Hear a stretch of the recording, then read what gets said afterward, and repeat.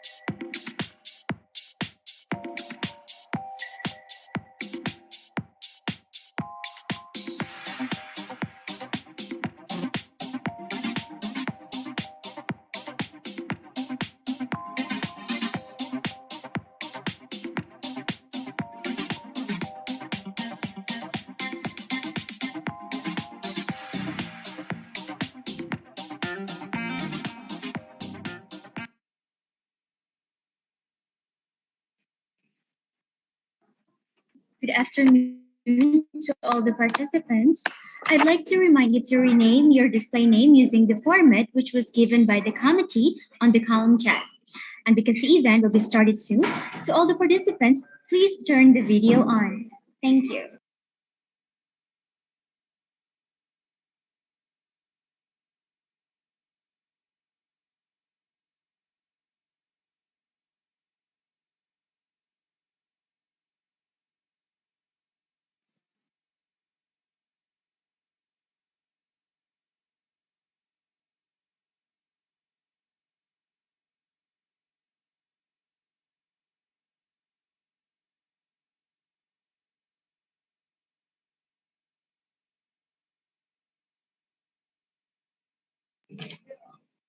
Assalamualaikum warahmatullahi wabarakatuh.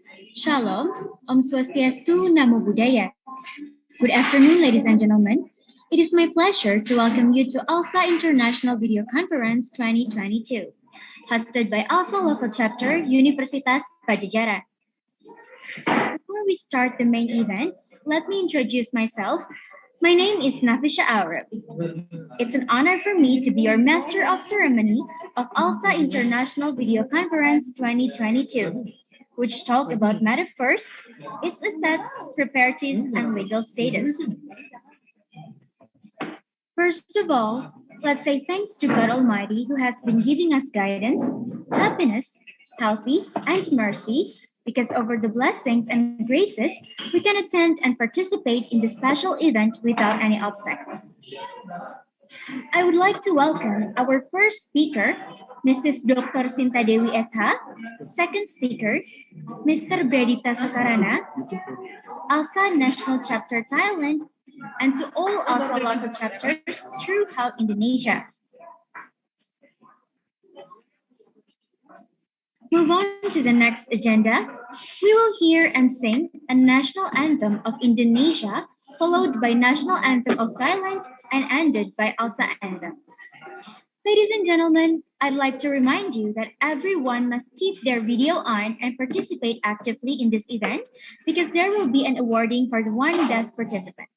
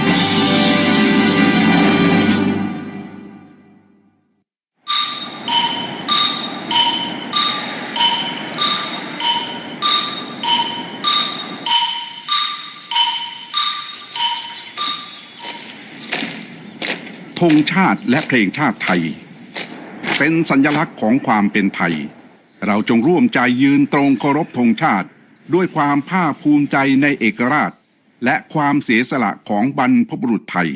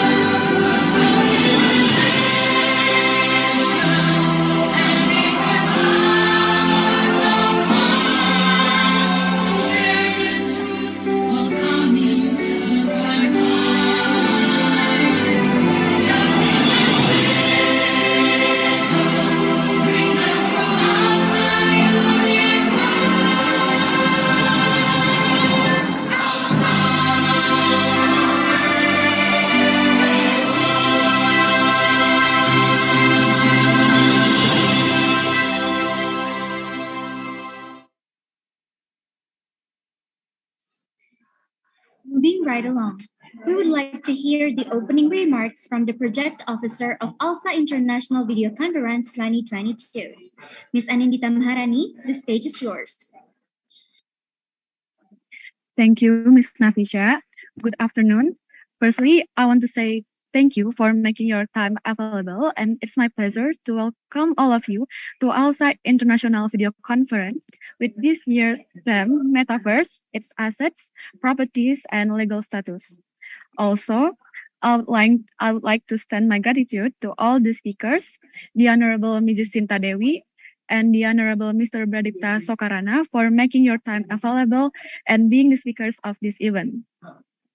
I would like to say thank you to our director, Mr. Muhammad Arif Tawakal, as the director of ALSA Local Chapter Universitas Padjadjaran, the Honorable Ms. Alia Ilsia Irfana Ampri as the director of ALSA Local Chapter Universitas Indonesia, the Honorable Ms. Andi Tenri Kofifa as the director of ALSA Local Chapter Universitas Hasanuddin, the Honorable Mr. Muhammad Irsya as the director of ALSA Local Chapter Universitas Sriwijaya, the Honorable Mr. Suwapat Sopon Direkrat as the President of ALSA National Chapter Thailand, the Honorable Mr. Bintang Muhammad Dafa as the Chairman of Student Executive Board of Law of Faculty Universitas Padjadjaran. And to all of the committee who helped me through the preparation of this event, thank you for your hard work. This conference will be discussing about Metaverse itself, about the practical and the academic side. I hope that with this conference can be an academic forum for all the participants from each national chapter to present and explain more regarding the policies or measures taken by the respective states in dealing with the virtual reality threats and impacts caused by Metaverse, especially from the perspective of international economic, business law, criminal law, and cyber law. I hope participants can also expect to express their opinion, provide ideas, and discuss the further solution that can be taken by all the countries in Asia to handle this metaverse problem that we are facing presently. Once again, thank you, and I hope you enjoyed the event. In ALSA we learn, in ALSA we connect, in ALSA we develop, ALSA always be one. Thank you, Ms. Anindita, for the warm welcome. Next agenda is hearing the opening remarks from the Director of ALSA Local Chapter, Universitas Padjadjaran.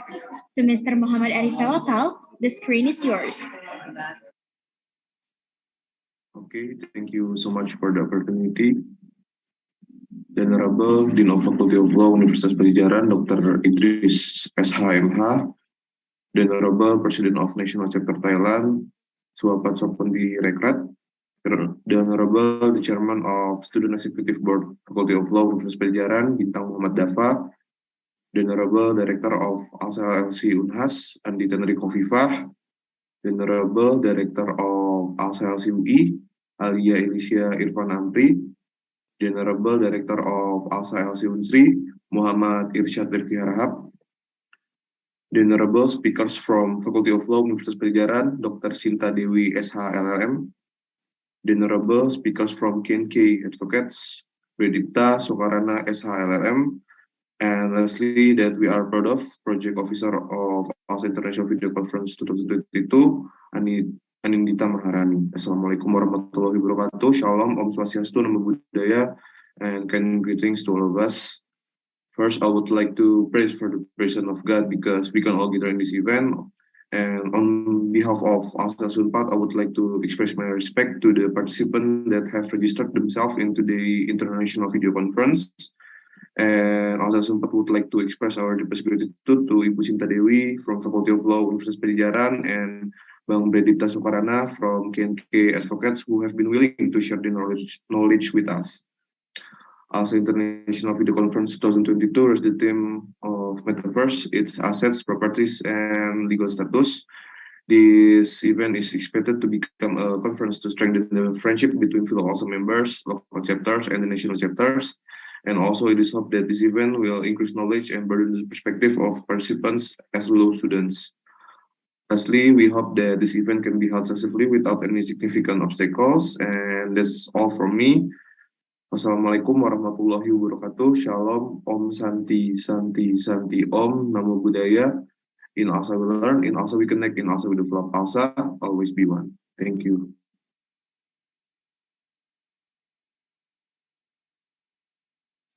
Thank you, Mr. Arif Tawakal, for the warm welcome. Next agenda is hearing the opening remarks from the Chairman of Student Executive Board to Mr. Bintang. The screen is yours.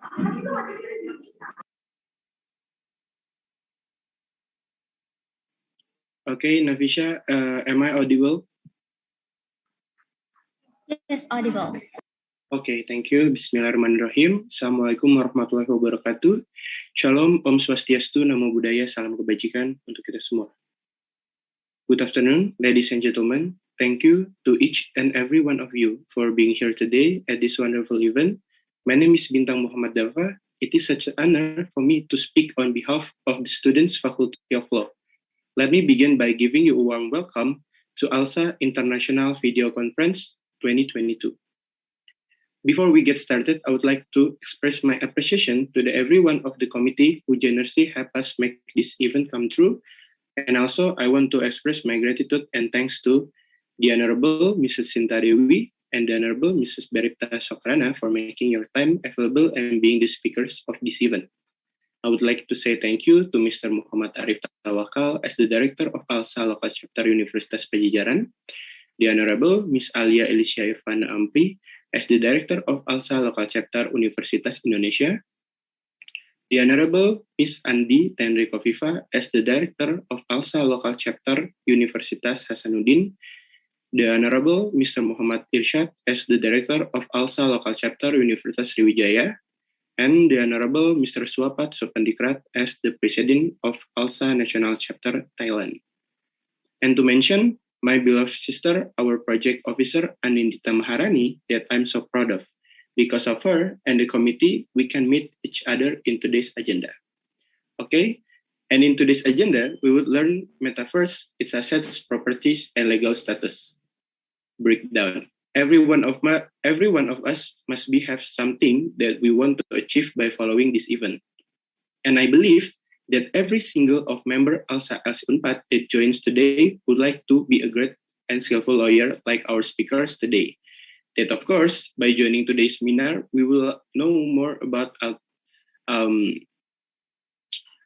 properties and legal status.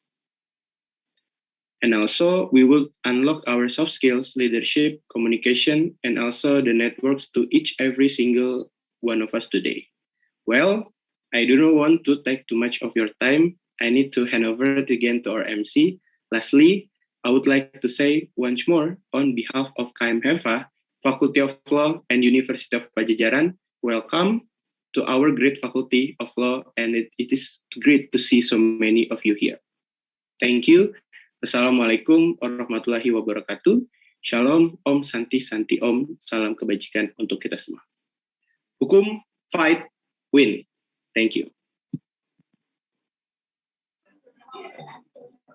Thank you, Mr. Bintang, for the opening remarks. Next agenda, we would like to hear the opening remarks from Director of ALSA Local Chapter, Universitas Indonesia, Ms. Alia. The screen is yours.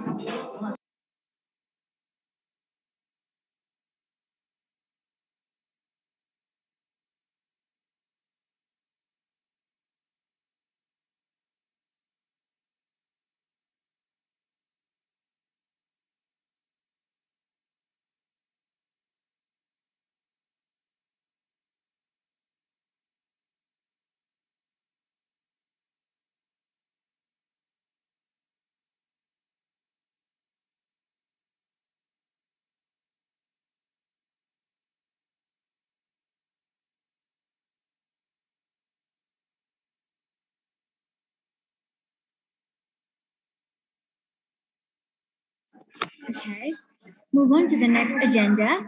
We would like to hear the opening remarks from Director of ALSA Local Chapter, Universitas Hasanuddin, to Mr. Andi Tenri Kofifa. The screen is yours. All right, thank you so much, Master of Ceremony. Am I audible? Sorry, we are present. Should we start with the remarks?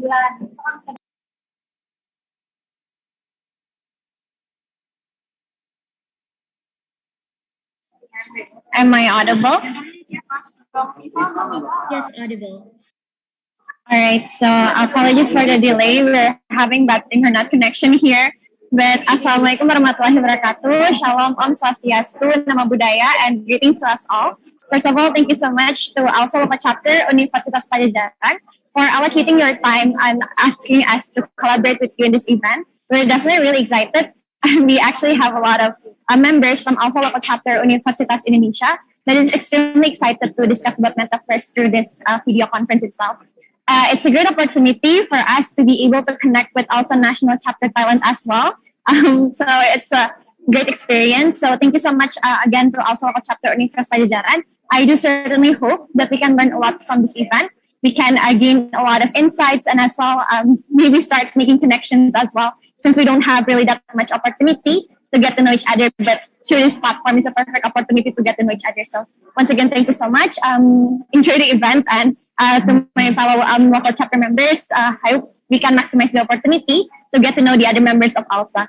That will be all from me. Wassalamualaikum warahmatullahi wabarakatuh. Shalom, Om Santi Santi Santi Om, Nama Budaya. And last but not least, ALSA, always be one. Thank you. Thank you so much, Ms. Alia, for the opening remarks. Next agenda, we would like to hear the opening remarks from Director of ALSA Local Chapter, Universitas Hasanuddin. To Mr. Andi Tendri Kofifa, the screen is yours. All right, thank you, Master of Ceremony. Am I audible? Okay. The Honorable, the President of ALSA National Chapter Thailand, Syapat Supandi Refat, the Honorable, the Director of ALSA LC Unpad, Muhammad Arif Tawakal, the Honorable, the Director of ALSA LC Unsri, Irsyad Rifki Harahat, and the Honorable, the Director of ALSA LCUI, Alia Ilsia, the Honorable, the Head of Student Executive Board, Faculty of Law, Universitas Padjadjaran, Bintang Muhammad Dava, and lastly, the Honorable, the Project Officer of ALSA International Video Conference, Anindita Maharani. Assalamualaikum warahmatullahi wabarakatuh. Shalom and greetings to all of us. We would like to convey a huge of thanks to ALSA Local Chapter Universitas Padjadjaran for having us and invited ALSA Local Chapter Universitas Hasanuddin to become a participant and joining this ALSA International Video Conference. We really appreciate the committee from Local Chapter Universitas Padjadjaran for bringing up the issues about the Metaverse, as we already know that Metaverse nowadays began really happening, like most of people concerned about the Metaverse and have joining about the Metaverse itself. But we didn't know yet clearly like how the legal perspective about our ownership in the Metaverse if we have an asset or an items. So that kind of things that we are going to answer by joining this ALSA International Video Conference. We do hope that this ALSA International Video Conference on this day will run smoothly without any significant obstacle, and we can wait for another collaboration ahead with LC Unpad, LC Unsri, and also LCUI. Maybe that's all that I can say. Lastly, before I close my speech, different things in ALSA synergize to the place we aspire to. ALSA, always doing. Thank you, and I'll give it back to the Master of Ceremony. Thank you, Ms., for the opening remarks. Next agenda, we would like to hear the opening remarks from Director of ALSA Local Chapter, Universitas Sriwijaya. To Mr. Muhammad Irsyad, the screen is yours. Okay, am I audible?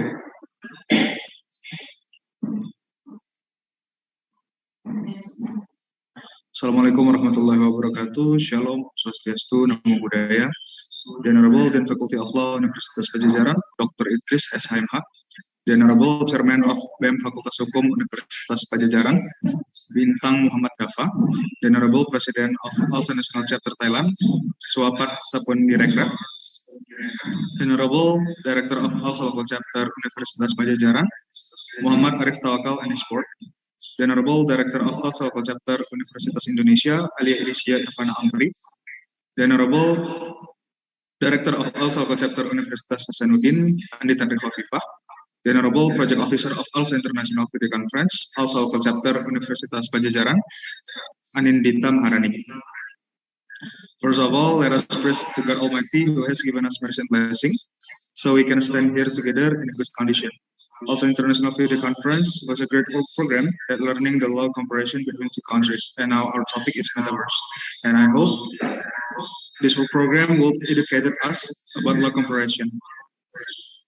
And also, I hope the participant of this event will attend all the rundown to this beneficial event. And I would like to thanks to ALSA Local Chapter Universitas Padjadjaran who has invited us to this beneficial event. I hope all knowledge that we got on this event will be useful for us forward. And don't forget, I hope this event will be a good step for us to building chemistry between local chapters in Indonesia. Last but not least, show your contribution, develop obstacles, and connect to others. ALSA, always be one. Thank you, Mr. Irsyad, for the opening remarks. Next agenda, we would like to hear the opening remarks from the President of ALSA National Chapter Thailand. To Mr. Swapat and Mr. Aom, the screen is yours. So, good afternoon, everyone. And am I audible? I am audible, right? Okay, so good afternoon, everyone. And my name is Saibam Hamid, and I'm the Vice President of ALSA National Chapter Thailand. And first of all, I'll have to say that this is such a great honor for ALSA Thailand to be participating in this event. So thanks to the committee for organizing such a wonderful event, considering that the topic of this event is very interesting, as we all know. And the Metaverse is perhaps one of the most the biggest trend that's currently going on, and it's much closer to our lives than we can ever imagine. So with Metaverse, people can really access virtually and connect in the same digital platform and conduct various activities, whether it be buy or sell products or trading creative works. And of course, there'll have to be regulations to govern and make sure that the metaverse can go function peacefully. So the concept of metaverse is very new and people are still exploring around. So it is a very good honor for us today to be here to discuss on this matter, to exchange the perspective and thoughts on the matter. And I'm very certain that me, myself, as well as the participants will get a lot from this event. So thank you very much. I'll pass the floor back to Nancy.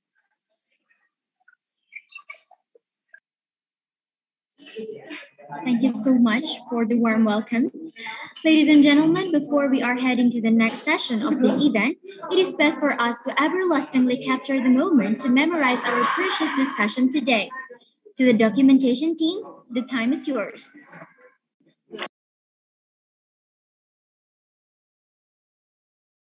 For documentation of this event, I would like to take some pic of you. I will starting from the first slide. 1, 2, 3. And the second slide. 1, 2, 3.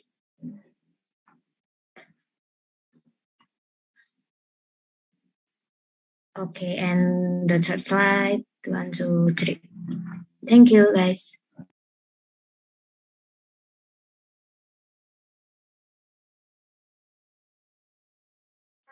All right, thank you. After we all heard about the opening remarks, we're going to move on to the main event. But before we move on, I'd like to remind you that everyone must keep their video on and participate actively in this event because there will be an awarding for the one best participant. The main event will be guided by the moderator, Ms. Azra Peter. Ms. Azra is the staff of the Foreign Affairs in ALSA Local Chapter, Universitas Padjadjaran. So Ms. Azra, the screen is yours. All right, thank you very much, Ms. Manisha. Assalamualaikum warahmatullahi wabarakatuh. Shalom, Om Swastiastu, Namo Buddhaya, Salam Kebajikan. Good afternoon, everyone. As introduced by my colleague, Ms. Manisha, I'm Azra Peters, and I'm here before you today as the moderator of our event 2022 ALSA International Video Conference. First of all, we would like to inform the participants that unfortunately, due to unexpected circumstances, our first speaker, Prof. Abu Bakar Muni, cannot attend our event today here with us. However, worry not, because we still have two of our amazing speakers here with us. First, Dr. Sinta Dewi, and then Mr. Bhredipta Socarana. We'd like to express our deepest gratitude to our speakers here today. And participants, before we move on to our main agenda, we will first hear the CVs of our speakers today.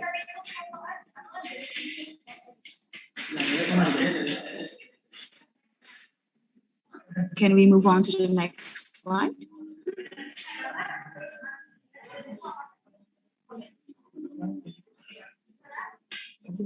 All right, thank you very much. Our first speaker here is Dr. Sinta Dewi Rosadi, SH LL.M. Dr. Sinta Dewi finished her study of doctor degree at Faculty of Law, Universitas Padjadjaran at the year of 2009. Dr. Sinta Dewi also took several educational programs. The most recent one took place in the Faculty of Law, University van Amsterdam in the Netherlands, under the name of 2019 Summer Course on Privacy and Policy. And now, Dr. Sinta Dewi is currently a lecturer and is the head of Technology, Information, Communication, and Intellectual Property Law Department, Faculty of Law, Universitas Padjadjaran. Can we move on to the next slide?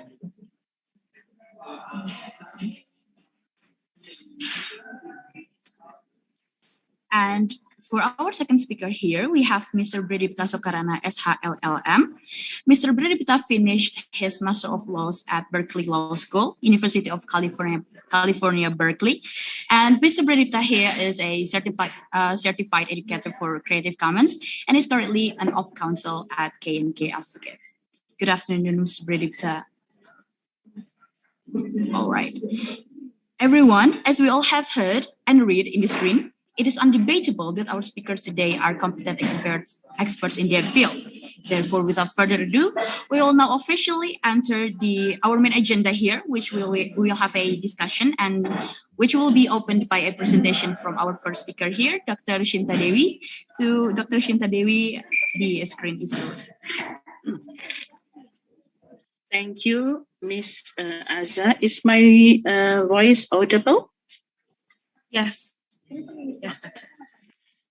Thank you. First of all, a very good afternoon to you, all of you. It's a pleasure for me to be here. It's ALSA International Video Conference 2022, and thank you for inviting me to sharing a very interesting issue regarding the metaverse and what it's the legal aspect of those issues. Assalamualaikum warahmatullahi wabarakatuh. And before I share the PowerPoint, I'd like to present some introduction because you are future lawyers. So the development of the ICT in our life present a legal challenge, of course, for lawyer and for all of you. Since you are a young generation, what we call the Generation Z, so it's your turn to be innovative and to be always adaptive to this new technology. As I mentioned before, lawyers have to adapt our legal knowledge with many challenges, because we have the advantage of the ICT technology. So you have to adopt with the technology itself, a business, social dimension. So therefore, the IT lawyer must be very curious creature, who always eager to learn and to react to the new ways of doing things. So this is the challenge to all of us. The law itself, it's mostly presidential, built on the foundation of prior experience. It is, of course, is the result of the century of human transaction. Since we're going to talk about the digital asset, from me, my part is from the academic perspective, of course, and Mas Bray will be sharing from his practical experience, of course.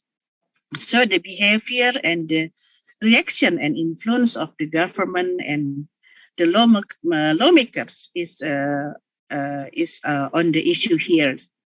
The concept of virtual alternative world, metaverse, then is naturally challenging for all of us, for lawyers. It is a new word and involving alternative digital platform, digital environment, which change can happen in the blink of eye, driven by the dramatic evolutionary combination of technology, device, and communication networks. So the metaverse offers a human being the opportunity to collaborate, transaction, perform, of course, argue, and create as has never been seen before.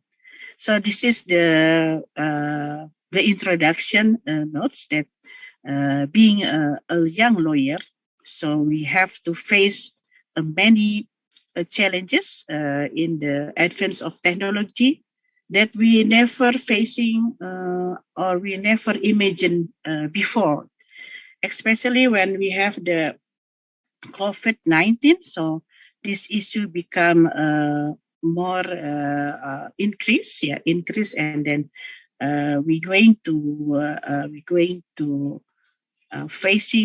to answer what is the legal implication of this new issue.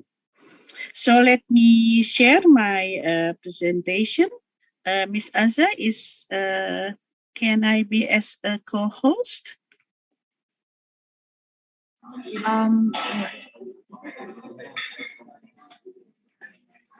Stop sharing. Of course. Sorry, so this is, okay. Yeah. Okay. So this is the topic, but since my research for the last maybe 20 years on the privacy issue, and I asked the ALSA Unpad, can I share a little bit about privacy? And she said yes, because privacy also have a great impact if we talk about metaverse.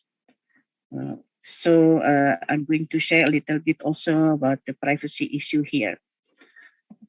As we know, we are in the era of Web 3.0. I believe you all know about it. It's just remind what is the impact of the era of Web 3.0. So the era of internet in the third generation, where a website and application could process information like human being, almost like human being. Not the same, of course, but almost like. So we talking about machine learning. As I remember, 3 years ago, the issue in this ICT development is we're talking about big data analytics. We're talking about artificial intelligence. We're also facing a legal problem of Internet of Things. Those issues has not been yet finished. And then we have the new issue here. We have the cryptocurrency, smart contract, and also NFT and Metaverse. So all this new technology has to be have impact on the legal issue, of course. So data will be connected and decentralized system. And as we know, data, sorry, it's still in bahasa data is the new oil, but I rather agree on the second opinion. Data is the new soils. By David McCandless, the new soil is that they have several aspects here because data is a fertile medium. From my perspective, oil can be finished as you use for the first time, and the oil can be used, and then it's finished. But if data is the new soil, data is fertile medium, which can be enhanced and reused over time, unlike oil, as I mentioned before. So the data visualization being the flowers and the bloom from it. So for me, this terminology is more suitable for if we talk about the data in digital economy. As we know that data is the main soil. Everybody needs data. The government, the private company use data as a source. To have to provide the business for corporation and for government to provide the better public goods. So this is the data, and as we talk about metaverse, the terminology they said it's beyond universe. So the word beyond this universe, so it's mixed reality, mixing real and digital. So we will have the new technology to capture more data and has never been captured before. That's why I also adding the data privacy in this session, because data privacy is we use personal data also in Metaverse, and has a great impact also how to protect data, personal data of the Metaverse user. Further on, the Metaverse can be described as a network of virtual reality worlds. when user can interact online, either using the VR or ER, and also the background using also the artificial intelligence and the blockchains as the basic bones of the metaverse.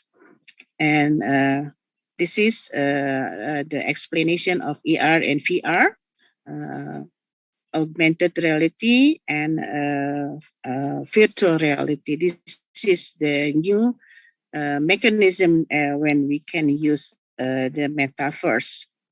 I'll pass this on because I think you already knew.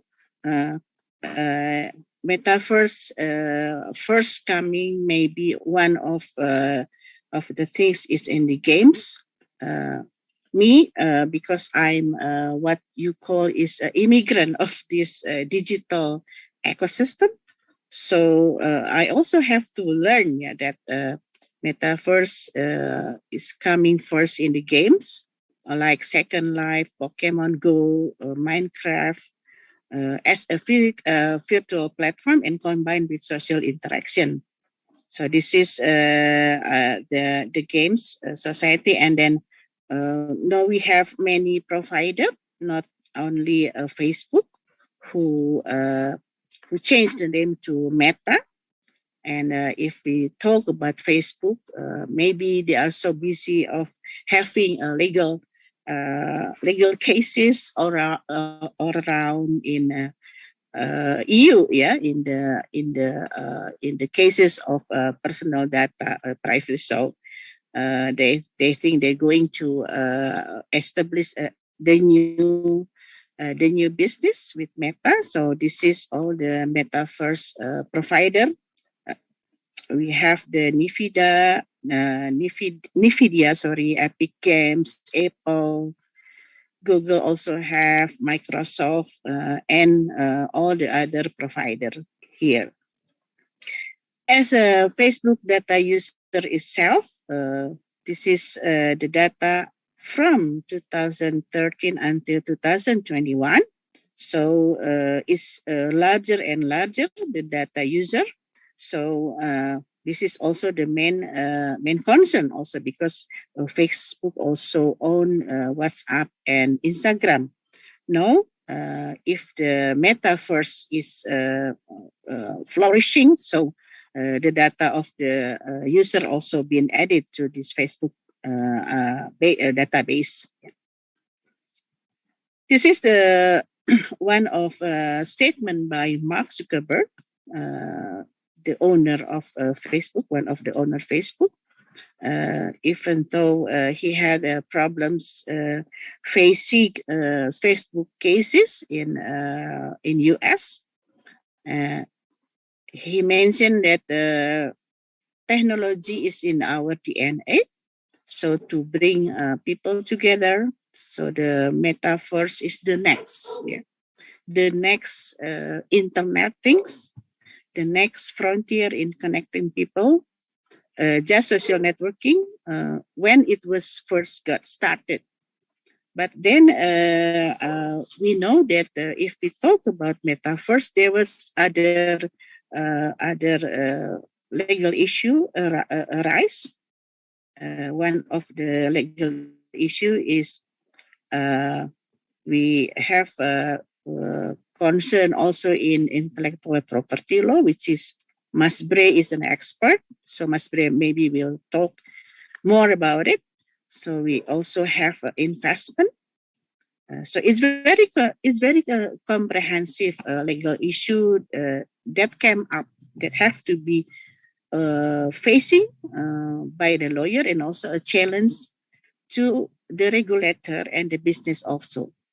Also, we have the content exploitation, one of also the problems. So we cannot, or we just cannot concentrate on legal issues, just digital assets. There's so many legal issues come up if we talk about metaverse. So the IP law, the investment, the content exploitation, ownership, and also data privacy protection. So this is several legal issue that has to be settled by countries, by government, also by business. Okay, and then this is the legal issue and the digital asset itself. This is the concept which is arise from the business, and then it become the legal issue, because digital asset is generally anything that create and store digitally. We used to have physical assets. Yeah. Now we have digital asset. Yeah.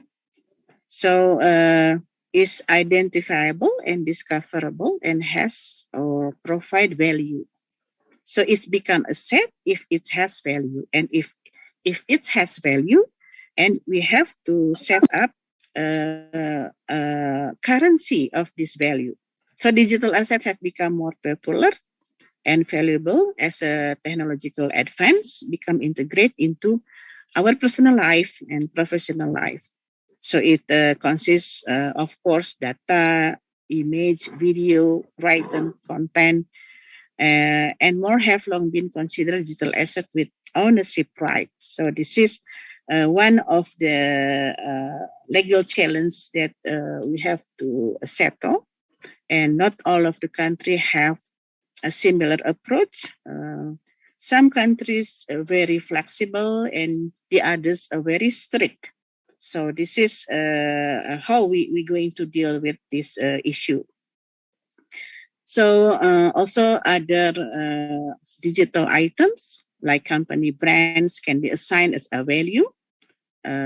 So if we have cases of data breach, so it's become very serious for company brand, especially if they assign to have a value. So it's monetary or intangible. Some digital items might only be valuable to the creator, to one person, or the others to many person or wider audience. And there was some question raised by one of professor from London School of Economics, who was skepticism about this, and then he asked, can truly we own anything in Metaverse? Yeah. So this is the item that we can own, yeah, in Metaverse, as I mentioned before. And we have the photo, we have the document, we have the video, etc. And then the business it's sold in the using NFT platform. Yeah. So this is the things that we can talk about the digital asset, and it's the blockchain has a part of this digital asset. How we trade, yeah, how we transfer the ownership of this asset. So in the business practice, we use NFT tokens. Yeah, we also can use, the people can use cryptocurrency, crypto asset, tokenized asset, security token, and one the concept of CBDC, central bank digital currency. So many central bank in other countries began to build the concept of CBDC, central bank digital currency, because they think that cryptocurrency is not totally secure, because they was trade between first party and second party, so there was no third party who was acting as a authority. So they built the concept central bank digital currency. The currency was backed by central bank. So there was some authority who will have a control of the digital currency. And further on, hold on a second. The investment itself is the data is quite staggering. in 2021. The investment firm, can you imagine, about 2,000 acres of real estate from what for $1 million. Normally, this would not make headlines if we talk about a physical asset. It's very normal. But in the case of the land was virtual, it's existing only in Metaverse platform, what they call a sandbox. They're buying 792 non-fungible token on the Ethereum blockchain and firm then on the equivalent of 2,100 city blocks. So this is the investment.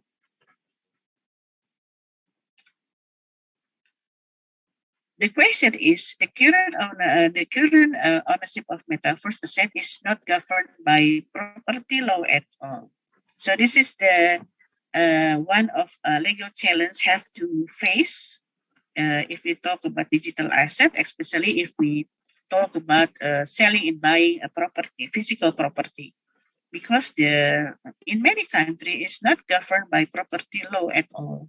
So it's still a long way to go, because it's governed by contract law. So the people who want to buy, they made a contract between the buyer and the user. So the contract become binding.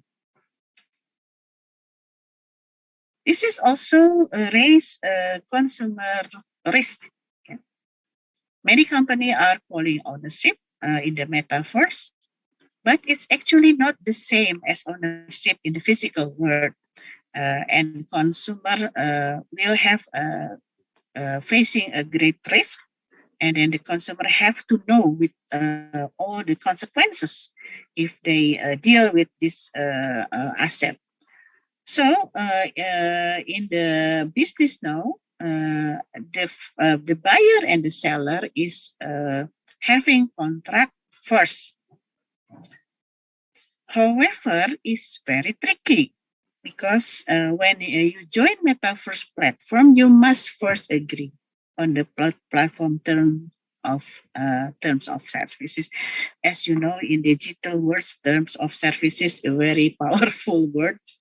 This has to be understood, because it have legal consequences if we don't understand the consequences. So the term of use and end user license agreement. And you know that this term of services is legally binding document, and that define the rights and duties of the user and Metaverse platform. Unfortunately, and unsurprisingly, almost no one actually raised the term of service. This statement is based on the research, one study. Only 1.7% of users found and questioned a child assignment, like a child assignment clause, the clause which is become binding to them further on. Sorry.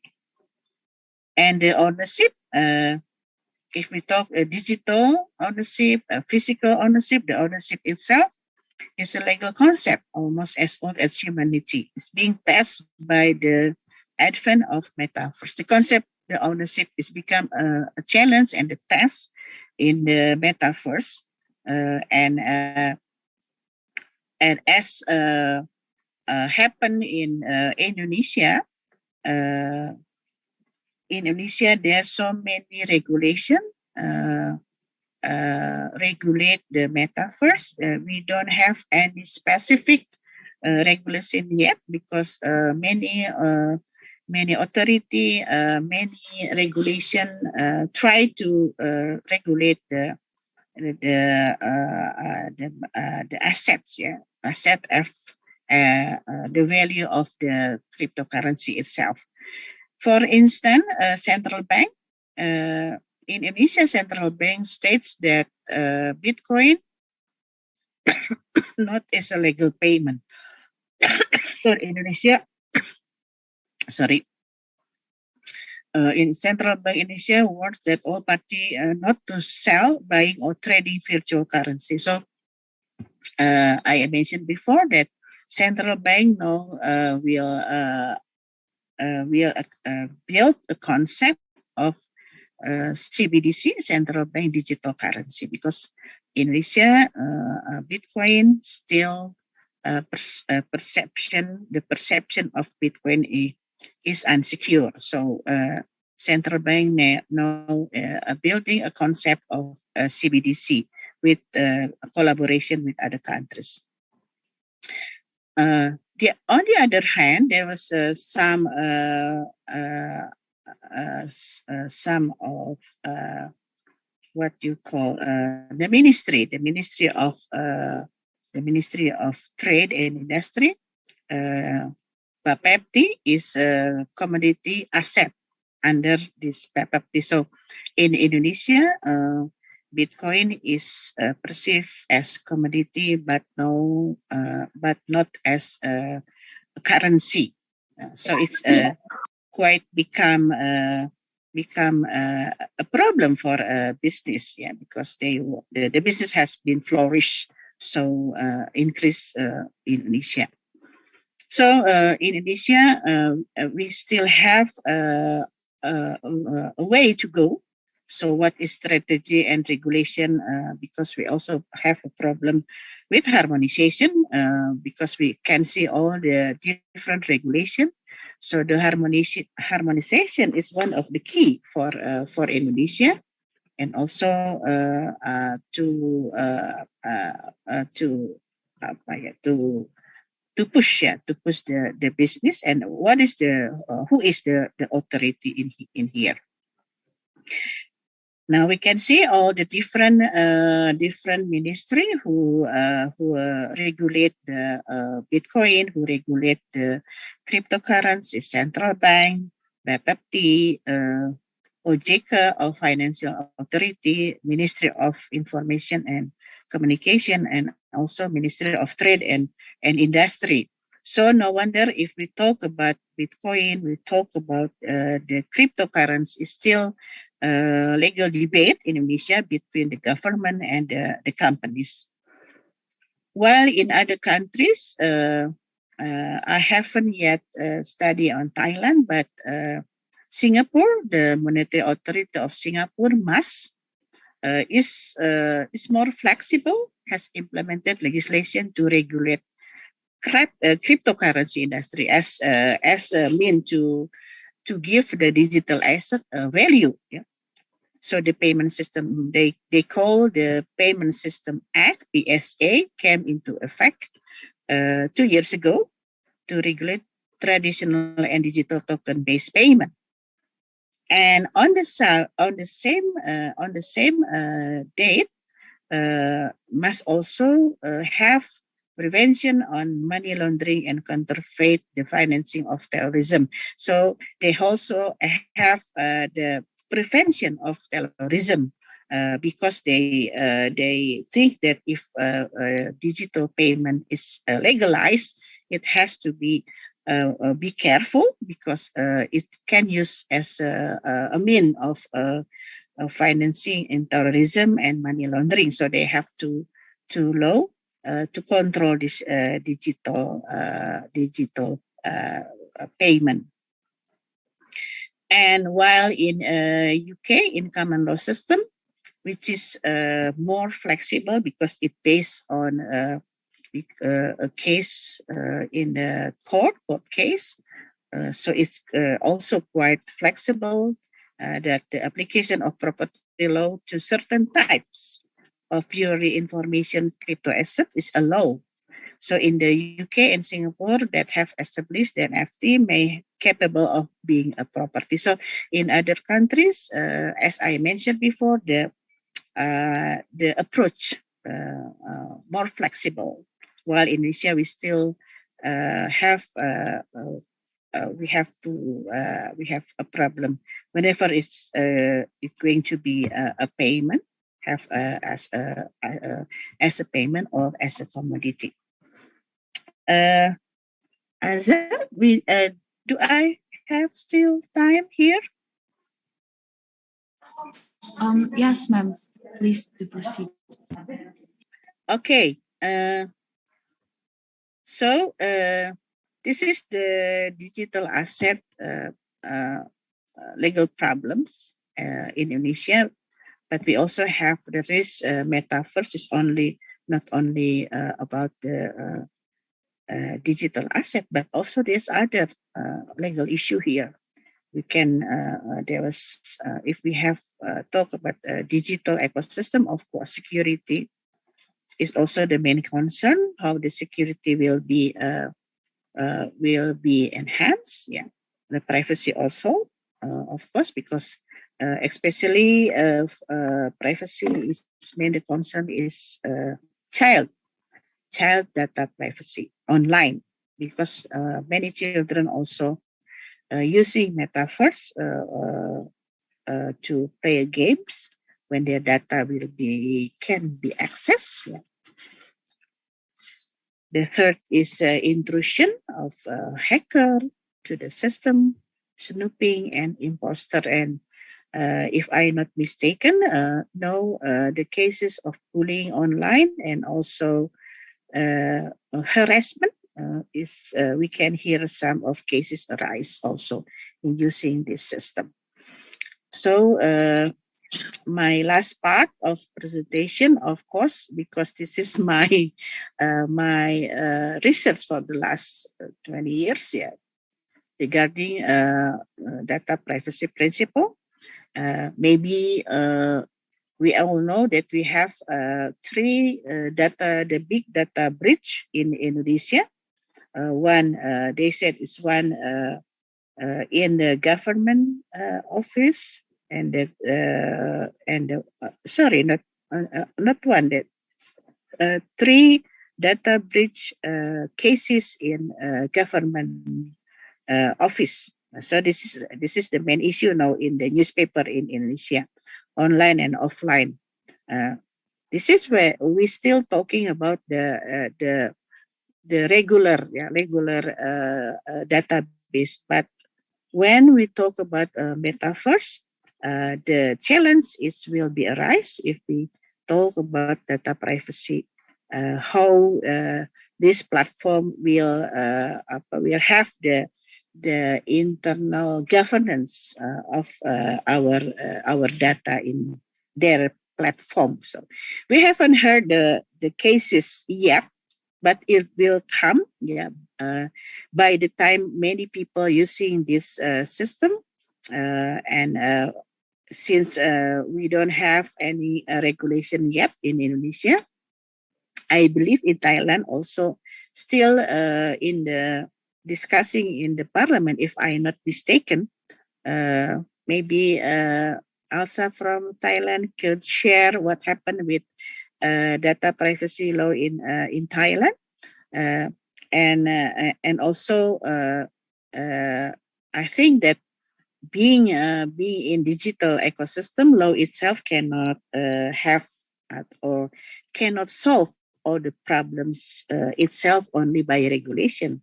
There were many approaches that has to be taken into account to have a very healthy ecosystem in this business, because once the business have the cases, then we cannot hope that the consumer could have trust on the system. So we talking about data privacy, as we have two pillars.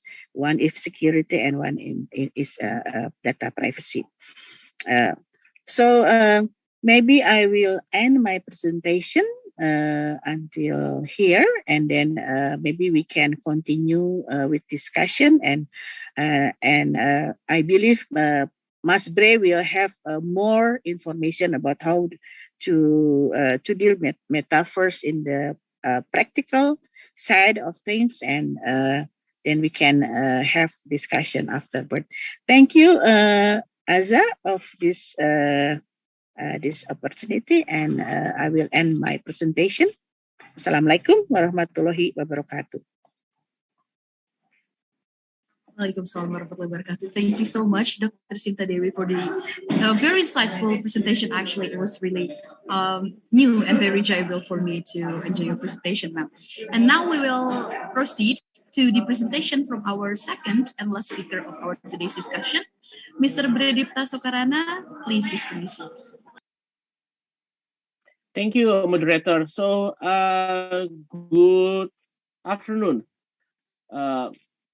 friends from Thailand, from Indonesia, fans from many local chapters in various national from various universities.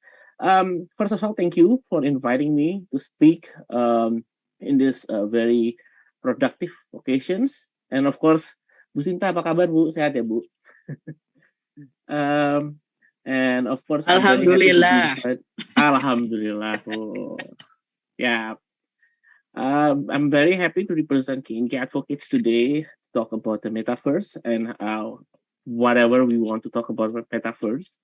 But let me just firstly share my appreciation committee, the presidents, both national chapters and local chapters really did a great job. I mean, this reminds me at the time when I was in ALSA. I was the vice president of academic activities of the international board, where I still remember when we had the difficulty to connect one national chapter to another national chapters because the technology at that time was very limited to do video conference. We had to be in the same room. We had to use a very strong internet connectivity power just to be connected, and it was very difficult for us to connect through email at that time. Because some people rather to check WhatsApp rather than email. But yeah, I'm glad that all of you can continue along the legacy, continue along the work that we carry on, and very happy to see this. Okay, enough with the nostalgia. So today I will not be presenting anything. Instead, I have already also mentioned to the committee that I'd rather to have discussion with all of you, the future legal scholars, lawyers, government lawyers, policymakers, researchers, and whatever the profession and career tracks that you want to choose to talk about Metaverse. So to begin with, let me just clarify my position. I am currently of counsel at KNK Advocates, as I am currently also being seconded to the Ministry of Communication and Informatics of the Republic of Indonesia. So before I begin, I would like to say that any of my statement will not reflect any official positions, both from KNK Advocates or the Ministry of Communication and Informatics. None of this also legal advice. So any information you gather from what I said is something that you shall be responsible for yourself. This is purely educational, not commercial activities. So before I begin the discussion, I think I would like also to raise a question to all of you. After seeing Dr. Sinta presentation, I want to understand from your perspective, what is Metaverse? I mean, Bu Sinta talks about platform, Bu Sinta talks about crypto, Bu Sinta talks about Web 3.0. But first, I want to know more from your side. What do you think Metaverse is? Please feel free to raise hand, feel free to chat, feel free to, say things. I do not. Yes, Nazal, go ahead. Okay, Committee, please allow him to speak. Based on what I heard, Metaverse is like a virtual reality when people can communicate and react with the others people, but in virtually. Then how I connect this virtual platform to the asset is that because we possibly can connect with the other through virtually, so it is possible for us to do digital transactions with the other people. So it is important for us to knowing the how the legal perspective to see our digital asset for this, and how legal see the process of transactions between one people to another people. That's what I know. Okay. Any further comments? Tell us. I mean, you are all law students. You are all expected to be having a critical minds. Spoken out loud. Please, be my guest. Committee, I just want to check with you. Is it okay if I call the name here? Call someone from the participants list. Yes, please do proceed. Okay, then I'd like to ask. I have Unhas already. I asked the host. Angela Christina, what do you think Metaverse is? Angela, are you with us?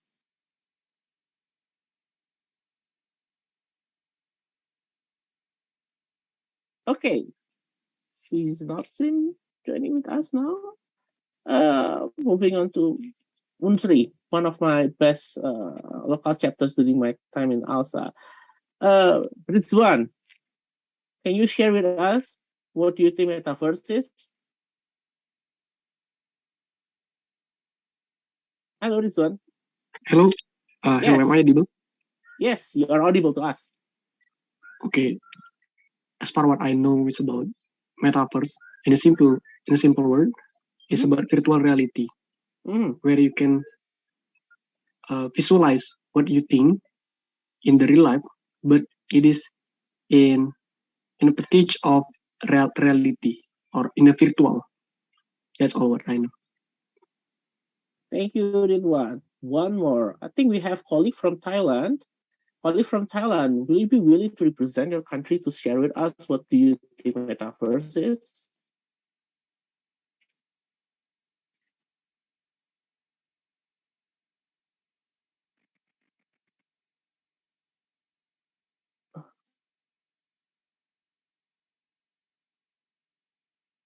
All right, I see none, so I'll just move on. So, Metaverse, yes, it is a virtual reality, but when we talk about virtual reality, we need to think practically how we can access that virtual reality. Is it something we touch? Is it something that we read? Is it something we, name it? How do you connect and interact with that virtual reality? If we want to put it in the way the Indonesian law actually recognize Metaverse, it is merely a electronic system or internet platform. Under the law number 11 of 2008, any electronic system that is to process data, that is to process multimedia, that is to process audio, video, information is an electronic system governed under the law number 11, 2008 of electronic and information transactions, which govern the electronic system and applies to many types of electronic system, including Metaverse. That's the first one. As the technology and innovation goes on, Metaverse, internet platform grows to be many things. Dark web, I suppose you know it. The original, the ordinary browsers that we use, Mozilla, Google Chrome, so on. Zoom. Those are type of electronic system. It's also similar with the Metaverse platform. Any Metaverse platform running on internet, running on electronic system, is an electronic system. The provider is called electronic system provider. As what is mentioned by Sinta, electronic system provider is subject and shall comply with many regulatory regimes in Indonesia. The regulatory regime, subject to different types of activities they carry on, will be regulated under different authorities. If the Metaverse itself collects personal data, then they'll be subject to the Ministry of Communication and Informatics. But if they process or provides cryptocurrency exchange, then they'll be subject to PAPP, along with other regulation that they shall be subject to. If the Metaverse is created by Indonesian entity, create a gaming application inside the system, then they may be subject to the Ministry of Tourism and Creative Economy, the Ministry of Communication and Informatics, and other ministries, probably such as Financial Service Authority, because they receive payment, Indonesian bank, since they also use that platform to transfer and receive money. So basically, all in all, Metaverse is not entirely a new animal. It is an innovation, an elevated version of browser that we have. Some will say that it's a game. Well, it is. Because we are allowed to play, quote unquote, to be active, to engage with others in run our everyday activities. So we feel like we are in one of the favorite game that I used to play, The Sims. It looks like that. But along with the possibility to act like a real life, there are numbers of consequences. There are numbers of precautionary steps that we need to take. First, of course, when you're joining a platform, you'll be subject to its terms and conditions. You'll be subject to its privacy policy, where all of you needs to be aware of what are you committed in, what you should be realizing in. For instance, some of the Metaverse platform, they sell places. So I don't know whether you know it or not, but there was one time I had to make a research on the news that one of the Yogyakarta Sultanate Palace land is copied into Metaverse, and the copy of the Metaverse is being sold to the highest bidder.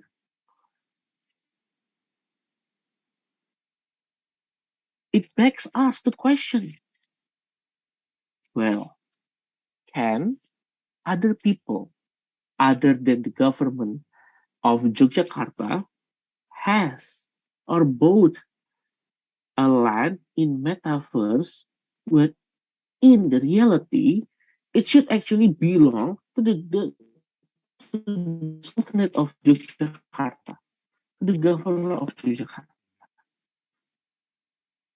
That condition raises various questions. Because after all, people of Yogyakarta land in Metaverse. Will it be equivalent to that? Will it be not? There is a legal question that remains unsolved until today. There is a question that well, platform can make anything they want within the platform as long as it does not violate the law. But if it gives impression that they claim something that they shouldn't be claiming on, then it is another level of game. There are a lot of questions, there are a lot of unresolved issues within the Metaverse operations at this stage. But as the basic that I want to share with you, all of the Metaverse activities can be subject to or can be related to the existing laws that we have. Yes, there are some gaps, there are some vacuum of law where there is no specific law on that, but again, we can always deduct the situations with the current laws that we have. That's the first one. Second one, on the transaction of platform itself, if all of you have good understanding on corporate law, then you have a good advantage. Why do I say this? Similar to various transactions, the transaction on Metaverse, or at least if you want to develop a game and develop Metaverse platform, and you want to have an investor to come in and buy in, the transaction will be similar to sales and purchase transactions, share sales and purchase transactions. You may have a CSPA, you may have SPA, you may have set of rules where you can release the terms and so on. It's similar with that. So for those of you who are taking corporate law, congratulations, you have a good advantage. But for those who focus more on the technology and intellectual property, don't worry. There are still a lot of opportunity for you within the Metaverse. From the depiction of people inside the Metaverse, whether you can create another Deddy Corbuzier and making its podcast in the Metaverse, until creating the picture of President Barack Obama and telling the people inside the Metaverse that you are the President Barack Obama, there is something that also reserved for those who work in intellectual property side. whether it's legal or illegal to claim another person's picture inside of Metaverse. And there's still yet another questions to be solved. Plus, the 3 points that I want to raise that Metaverse as a platform can always be expanding. As it is going to be expanded more and more, innovation will be pouring into the Metaverse, right? It will create a competition with the Metaverse provider. While now we know Meta is one of the Metaverse proponent, but there are a lot more. Even Raffi Ahmad and who's the Nagita Slavina? They create the Rans Entertainment and they will run a Metaverse platform. We also have Indonesian company Wir Group is one of the proponents in Indonesia to create a Metaverse platform, and they just finished showcasing it in the Digital Economy Minister meeting that we just held in Bali. So this competition will eventually create industry practice, will create industry standard, in the hope that such competition and standard can attract more and more of us consumer to join and onboard on the platform. This competition will create, conditions where everyone may want to do the best. Somehow it's good, but somehow if we are not cautious on what's going to happen and what should be protected, then it may be a loss for us, especially if the industry practice and the industry standard is not built on consumer-centric perspective. If this industry built only on what is considered as to be what is very hype, what is can be considered very advanced, then we as the consumer will eventually get lost. Because let's just put it this way: if a brand that you like, right? Let's say Starbucks opening up a Metaverse Starbucks, they create a Metaverse Starbucks, and you come to one of the Metaverse platform, you make a transaction there. They maybe have a different treatment if you go to another platform of Metaverse because the platform has a less popularity than what you were in previously. That brings us to a lot of uncertainty as customer. This is something that we as customer and users need to be cautious of, because if the innovation is not aligned with the society, then eventually the innovation will hamper our livelihood as one society. I think I'll pause there and open for discussions from all of you. Thank you. Okay, thank you very much, Mr. Bhredipta, for the very, very enjoyable discussion there.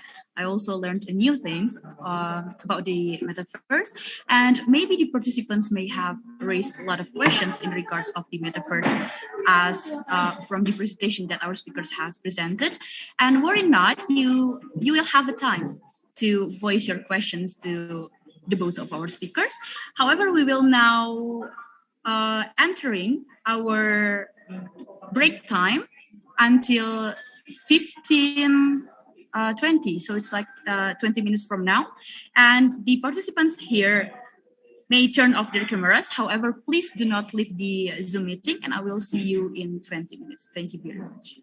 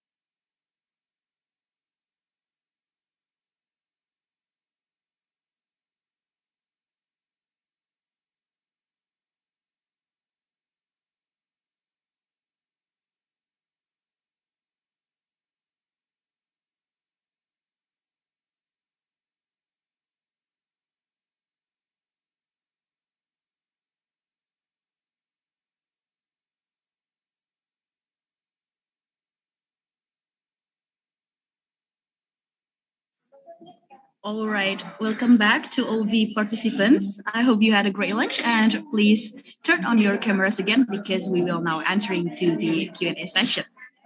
Participants, now we will proceed to the questions and answers session.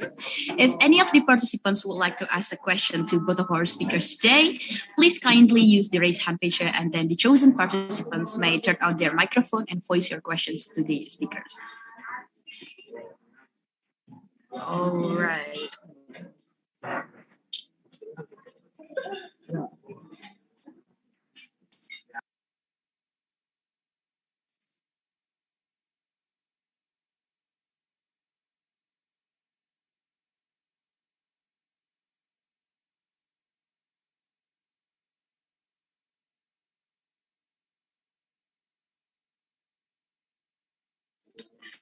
All right, maybe Mr. Bhredipta and Dr. Sinta Dewi, I would like to ask a question first, if that is okay with both of our speakers today. Okay. Okay, so ma'am, I would like to ask a question in regards to the legal framework of the Metaverse. As you have previously mentioned, the transactions in the Metaverse is only protected by contract law and not by any of the property law. And what exactly is the legal framework of the Metaverse at the moment, as of right now? And if it is not already available, is it possible for the legal framework to be drafted and legalized soon enough to provide certain protection for both of the merchant and customer in the Metaverse? Okay, thank you. Maybe I will answer your question, and then Mas Bre will add again. Mas Bre and add the answer. Okay, as Aza, that's a very challenging question, because this is actually, for my perspective as academia, this is our challenge, government Indonesia challenge, how to deal with the regulation. In the term of business, in the term of concept, in the G20, like Ms.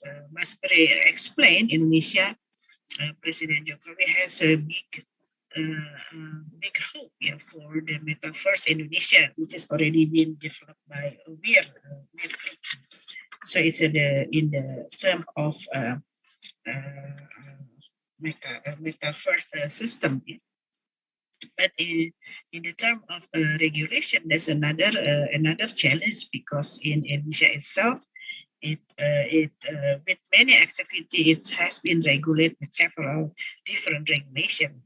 The question is that the regulator have also to study more, to have maybe comparative study with other countries. How should we deal with this legal challenge?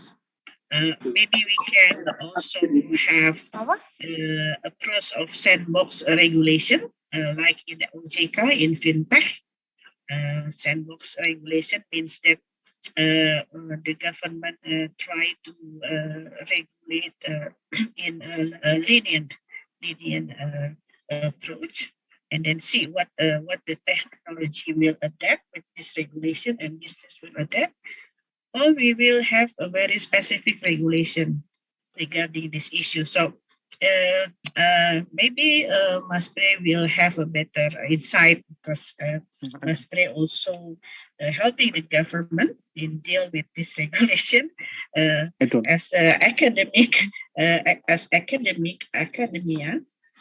In my perspective, that we still have problem with harmonization, because the business also complain, because there's so many regulation that apply in Indonesia, even though the perspective is in quite a different activity.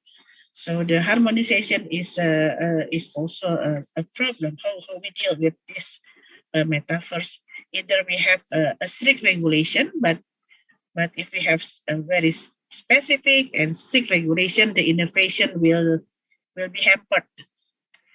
Or we have a quite flexible regulation. From my study, recent study, that UK and Singapore have a flexible regulation in terms of cryptocurrency and Bitcoin as a paying system, not a commodity. So if we talk about digital asset, then in transferring the asset, we need to have some kind of value in currency. So in Singapore and UK, they have a quite flexible approach to deal with this industry. So the one that I mentioned to you is one of the opinion of one of the professor who mentioned that there was a legal battle between property law in physical and digital, and also now the regulation that deal with the Metaverse is very limited. This is the contract law, for example. So maybe this is my answer, and Mas Bre, I believe, have more to say. Thank you, Aza. Makasih, Mas Bre.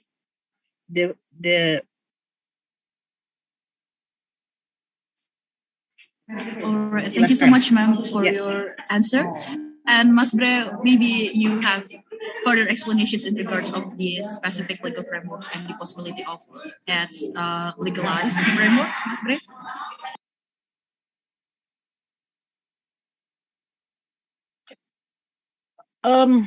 Okay, so that's a very interesting question.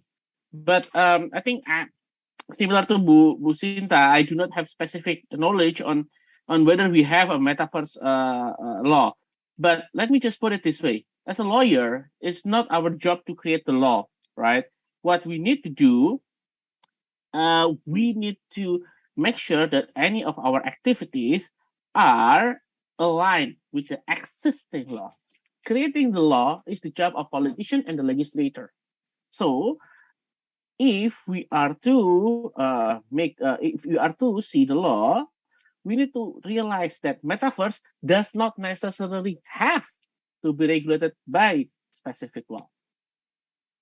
Rather, we can focus to optimize how we interpret the existing laws with the practice happen in metaverse. That way, we can stop demanding every decision maker, every legislator to create specific law for any specific innovation. Innovations will always be there, will always be advancing before the law. We know in the law, in the legal knowledge that I believe all of us know, there is a das solem and das sein. The law will always come later, after the fact has already happened, after the thing has already happened. So, albeit the fact that no specific legal regime, we can always tweak, we can always interpret, we can always match the current laws with the applications in the metaverse.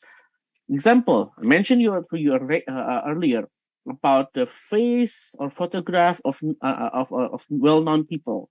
In the copyright law, there is a specific provision on if someone wants to use a portrait of famous people, they need to have obtained consent from them, they need to have obtained consent from the heir, they need to have obtained consent from the relevant parties before turning it to other creation. That, I believe, can also be similar with what happened in metaverse. We need also we can use that frame to ensure that the platform is aware on that and prevent the users from violating the law. That way, we can use the law in metaverse. So we do not need to have another law to metaverse, because imagine if we want to have a new law for every innovation, that will be difficult. Innovation will always happen. Innovation will always run faster than the lawmaking process. So if we could have a better interpretation to fill the gap, better interpretation or a better technical regulations at the ministerial level, or perhaps industry best practice, industry standard, that will help bridge the gap. You do not always have to create a law. So that's what I can share. Aman kan Bu jawabannya Bu? Nanya ke dosen. Aman. Can I ask further discussion with Mas Bre? Mas Bre, let's say that the central bank doesn't really agree on virtual currency as we have the existing law now.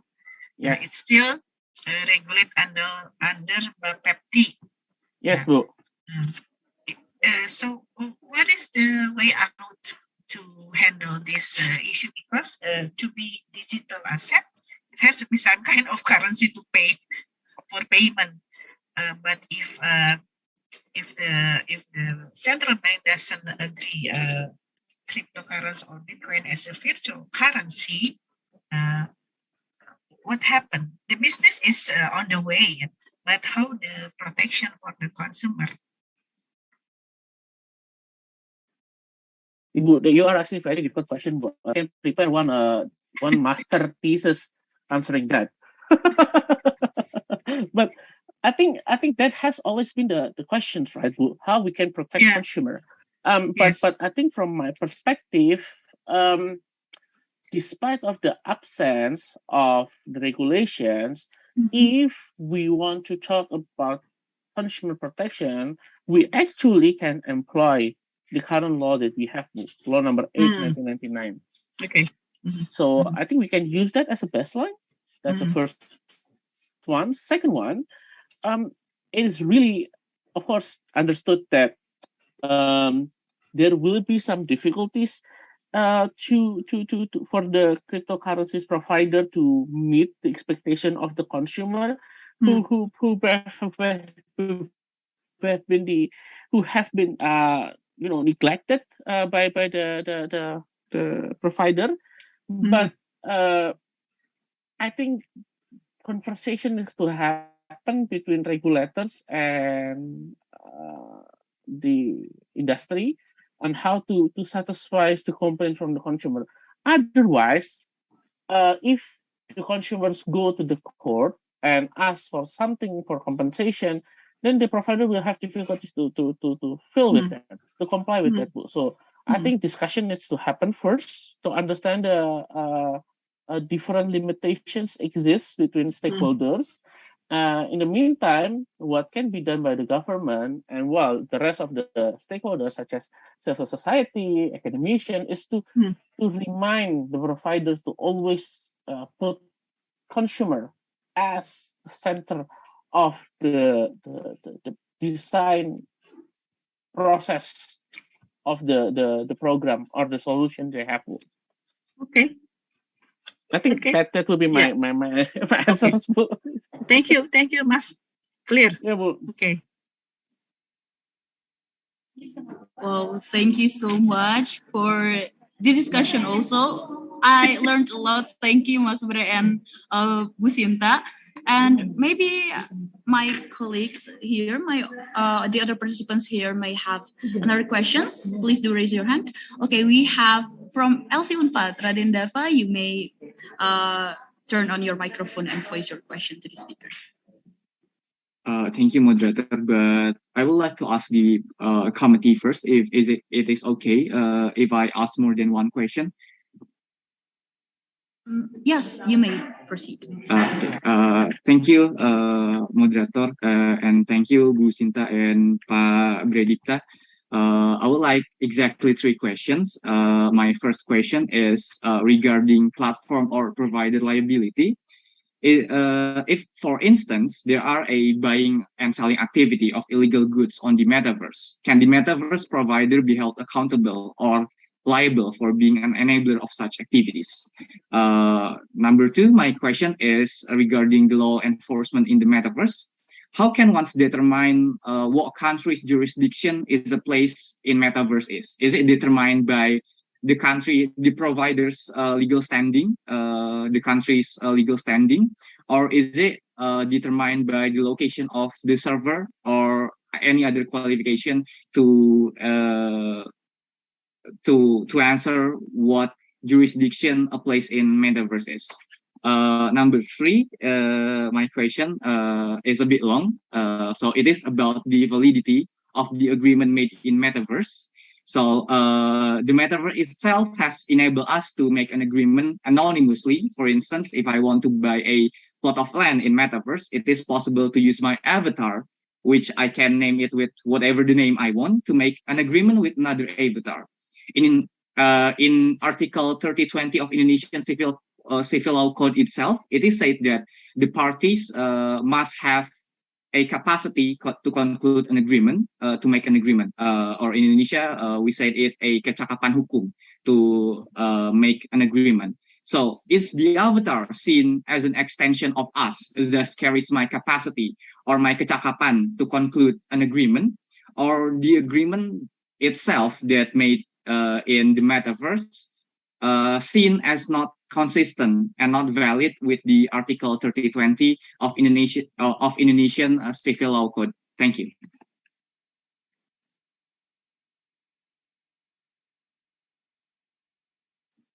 It's very good question. Who answer first? Well, I submit to your wisdom, Bu Sinta, as the known and famous legal expert on ICT law in Indonesia. You get to be I kidding. am at your hand, Bu. I try to answer your question, Nazal, and then I will turn to my student, to Mas Break. Not student, my part, counterpart. Nazar is really a very good question, and I can begin to answer the question number one. Is Facebook as provider will be accountable for all illegal content? Yeah, this is if I'm not mistaken to your question. This is very interesting question because globally we just call it, this is intermediary liability. Intermediary liability is how far the platform will bear the liability of all the content that under their control. Yeah.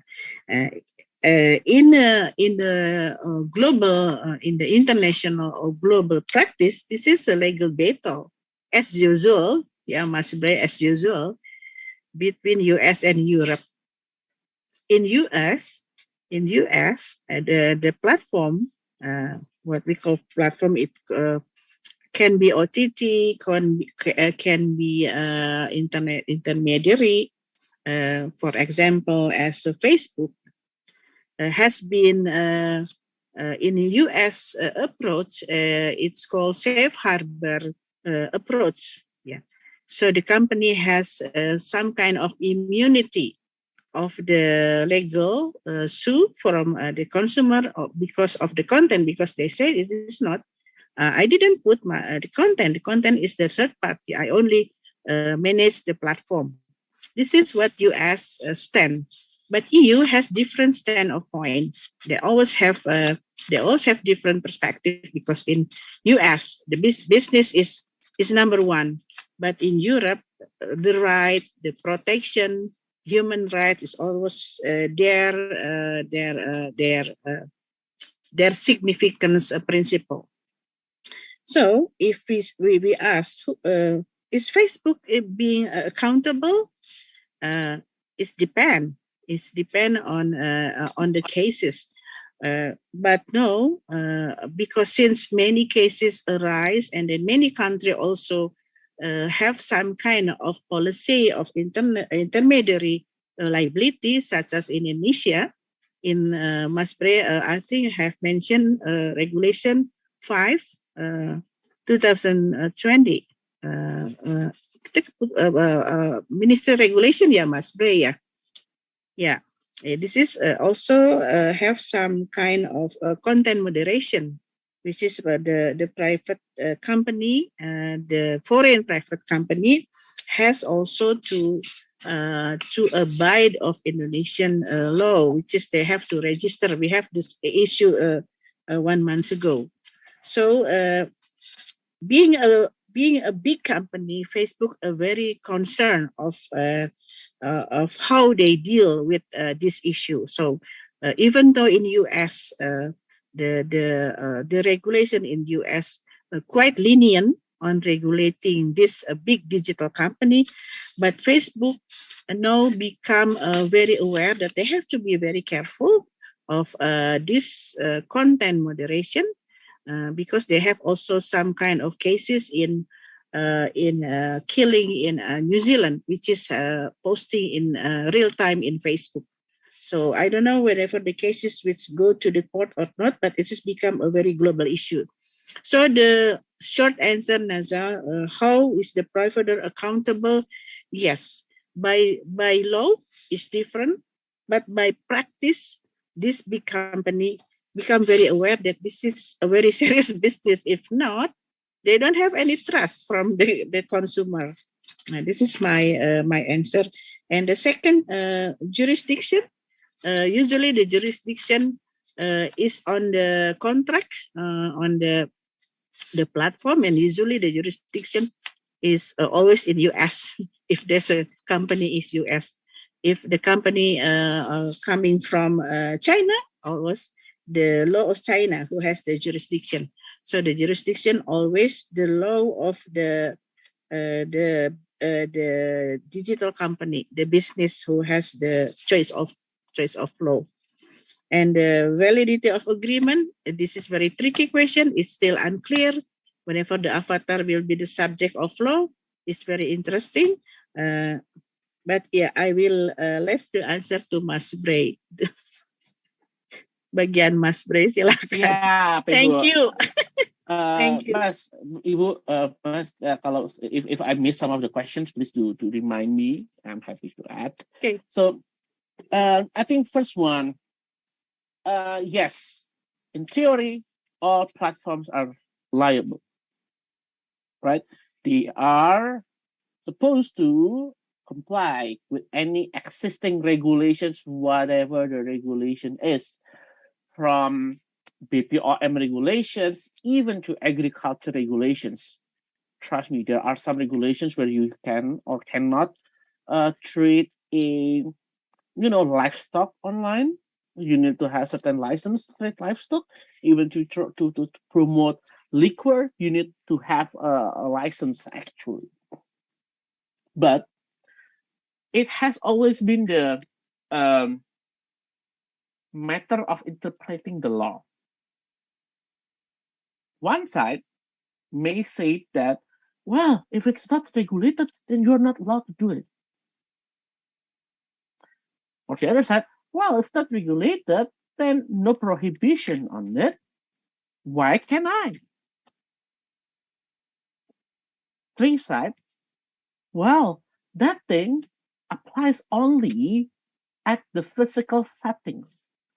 Your regulation only mentions such prohibitions for offline settings. Those three types of debates are among of the debates I face on daily basis. It depends on how the regulator sets the precedent to help the stakeholders to interpret the law. If the precedent set by the regulator is uniform, then it can be a custom. Then people can understand, oh, this is the standard of enforcement. This is the standard of interpretation by the regulator. Unfortunately, that is yet to be the case. So what we can do now, if I were a lawyer advising my client, I would always suggest to have the safest options if they can. The risk will be less, but I think it will be subject to the client itself whether they want to take the risk or not. That's one. Second, on the enforcement, there is another question. When we talk about enforcement, what kind of enforcement do we want? Do we want a criminal enforcement? Do we want civil enforcement? Or do we want administrative enforcement? When it comes to the administrative enforcement, when it comes to the criminal enforcement, it will be very difficult because it will require a mutual legal assistance treaty. It will require a lot of diplomatic exchanges and many things, similar to the civil enforcement. Especially if I mind you that when it comes to civil enforcement, then you may have to go to the court abroad, then you may have to file the lawsuit abroad, and all of the expensive costs that you may have to do. That's why one of the most, well, not the most preferred, but the most approaches taken nowadays is through the administrative sanction. When we talk about administrative sanction, the spectrum of the sanctions is actually very broad. In Kominfo, we have a takedown sanction as part of the administrative enforcement, right? We can ask the platform to remove the content. We can ask the internet service provider to block the access. But in other ministry, we also have other administrative sanction that requires the party who infringe the obligations to do certain actions to restore it was in the forestry.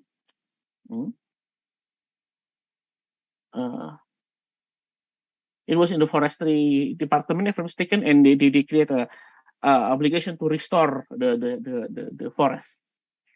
That's all. That's part of the administration enforcement. And that's where we as lawyers need to look into whether this administrative sanction is something that they can legally do or not. That's first. Second one, whether this administrative sanction can actually be implemented. Because let me tell you, even if we want to create a legal administrative sanctions on the fee or administrative fines for a violation of certain provisions, it will go through the various process of bureaucracy. The entity, the ministry, to create a legal the fee for administrative sanction fee. They will have to go to Minister of Finance. They'll have to go to the coordinating minister. They have to go to various level of ministry to get the non-tax state revenue government regulations to be revised before making the fines. So those kind of process sometimes prevent the proper enforcement that protects the consumer. So the government needs to take a creative way to work around that. But they cannot work alone. We cannot work alone. You will always need to be. They always need to be helped by many stakeholders in that sense. Okay, what is the next question? I think I just answered 2 questions of yours, Mas. Yeah, the next question is about the validity of the agreement made in Metaverse. Basically, the point of the question is the avatar seen as the extension of us, does have the capacity to conclude an agreement, or in Indonesia we say it kecakapan hukum, or it is not seen as such, and so the agreement can become void because the avatar doesn't have the kapasitas or kecakapan to conclude an agreement in Article 3020 Indonesian Civil Law Code.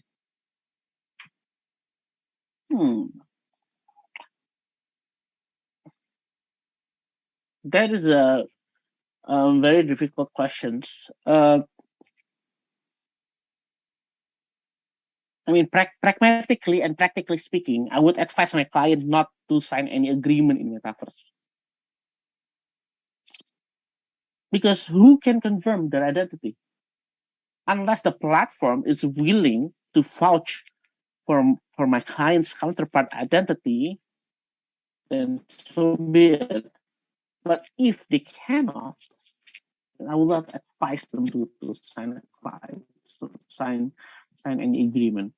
The thing is, since this is hypothetical, in theory, I think the agreement may still be valid as long as each parties can trust each other. If not, then no bueno. But again, that's something that I really want to avoid for my client. I will not advise it. I will advise anyone to sign in Metaverse, even in Zoom as well. If it's a very high valuable transaction, I'll just I will advise them to send a representative to the counterpart's part to confirm their identity. Because, theoretically speaking, yes, it is valid. It may be enforceable. It may be witnessed by the platform that you sign an agreement, but it's still difficult. I mean, it is safer to have a contract arrangement on a blockchain rather than on Metaverse. At least with blockchain, you have the smart contract features where while you sign an agreement, if the other parts do not do what they have to do, your things will not be transferred to them because of the smart contract features. But as long as the Metaverse stands as platform for gaming, I wouldn't dare to advise my client to do that. I hope that's answering your question, man. It is, Pak. Thank you, Bu Sinta and Pak Bre for the answer. Thank you. All right, thank you so much, Bang Raden, for the question, and thank you so much, Mas Bre and Bu Sinta, for the answers. Very insightful answers, actually. And maybe we will now move on to, we have from LC Unhas here, we have Nazal. You may turn on your microphone and voice your questions. Okay, thank you. Am I audible? Yes, you're audible. Okay, first of all, thank you, Miss Sinta and Mas Bre for insightful materials. But I'm just curious on one sub topic in our discussions is about cryptocurrency, and it's also leads to the investment point came from Miss Sinta here. I think yes, I agree with what Mas Bre say that if we want to see something, we have to see what the things run in Dasolen and Dasein.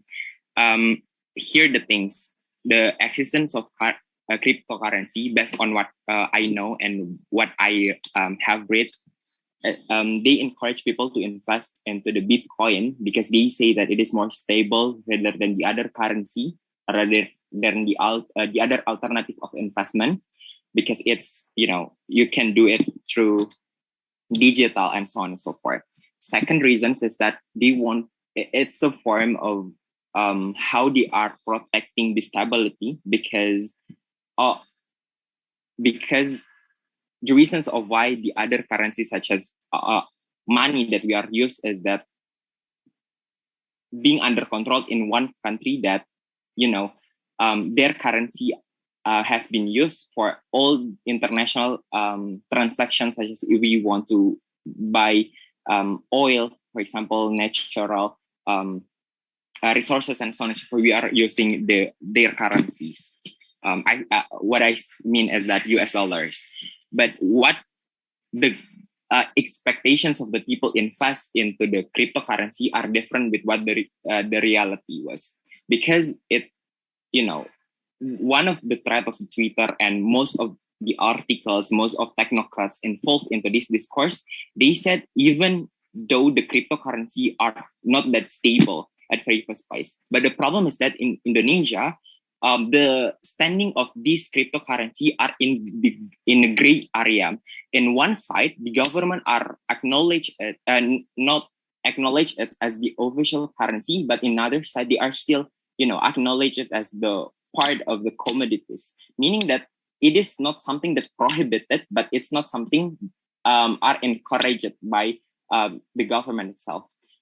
The problem is that people are, influenced by the most of influencers of investment, such as, some of influencers that always encourage us to invest into Bitcoin, Elon Musk, and so on and so forth. It's one of the figures who have big investment into the Bitcoin. The problem is that when one parties have big control in this cryptocurrencies, then they can directly sell it in one time. The value of the cryptocurrency is, significantly down. That's the urgency of what I want to broke in my questions. Then the questions is that, is it possible for us in Indonesia, especially our developing country, our society are not well informed into this process of investment, especially in Bitcoin, to we as government to prohibit our our society to invest at. Thank you.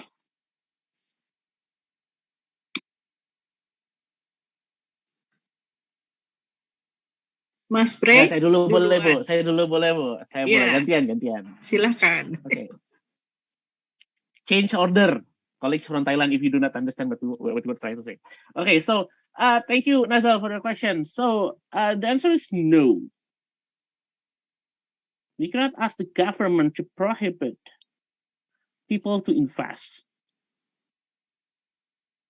From economic points of view, from society point of view, from industry point of view, that is very dangerous things.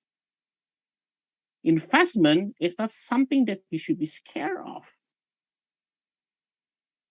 Investment is good, right? But let me remind you that Indonesian law does not have any specific single definition on what investment is. Try to open any law, be my guest. Fine, if there is any investment is divided as. It's very unlikely that you'll find any specific definition on investment. Why so? Because investment can be many things. You spend your time here today to listen to me babbling all about things. is investment for you. Probably not for the others. But for you, it's an investment because you can have an exchange of views and discussion and yada, yada, yada, yada. Similar to others, catfish farming for some people may not be seen as an investment. But for those who actually do catfish farming, it's an investment.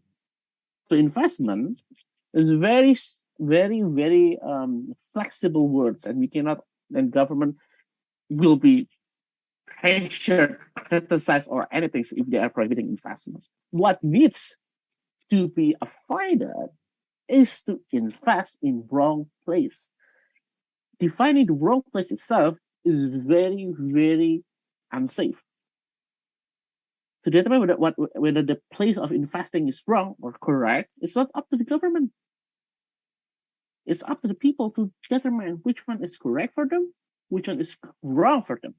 What government can do is to ensure that anyone providing platform for people to invest is reliable, trusted, and trustworthy.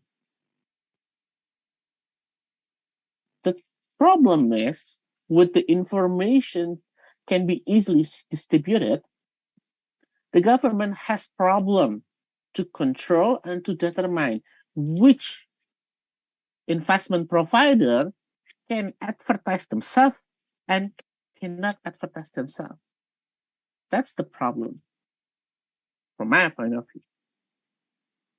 In Singapore, they prohibit any type of investment advertising. The Monetary Authority of Singapore, they prohibit that because they see people, despite of how advanced the society in Singapore is, may always be fooled by investment scheme. So when it comes to the questions of why the government encourage as a commodity rather than transactions, well, there comes another level of questions. Is our society ready to transact, to have a transaction with Bitcoin? I mean, let's just put it this way. Yes, our internet users is very large. 74% of our population is using internet. But what they do use the internet for? Is it something productive? Is it really something that can help the society or can help to prepare the people to use internet productively? Or we just do Netflix and chill? Right? So that's a question that I think we all need to address. How we can use the internet productively, educate people to understand what kind of investment they should get, what kind of investment they should not get, where they should their money in. That's the real question. Yes, the government can be quote unquote requested to clean up all of the people who provide investments unlawfully. But even so, the industry may scream out loud if the requirement to receive investment money be strengthened, be heightened. They will say that, well, the government stifle innovations. So this is a lot of questions, or many questions remains to be solved, remains to be answered. But we are, well, I think this is my bias as part of the government. We need always to be cautious on what can be done, what cannot be done.